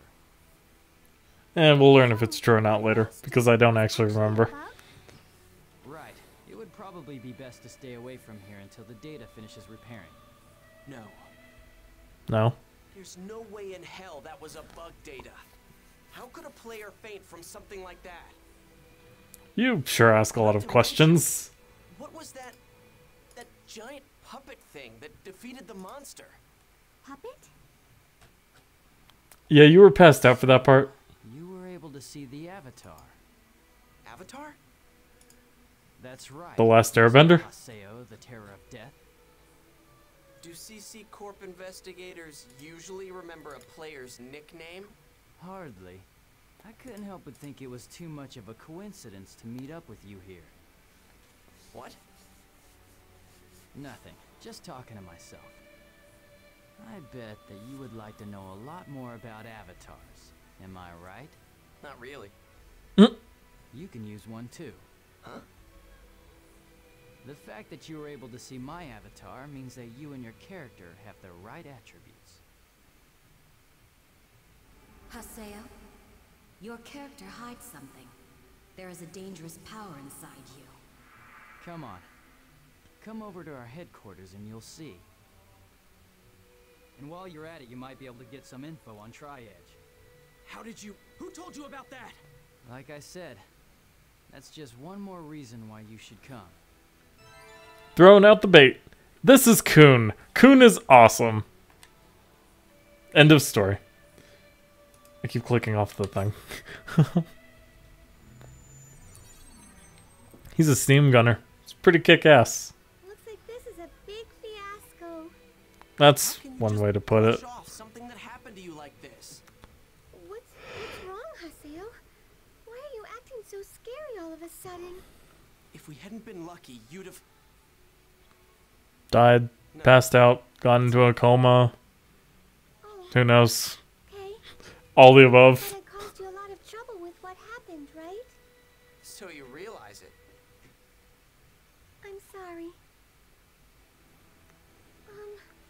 Why are you bullying her so much, man? Another chance?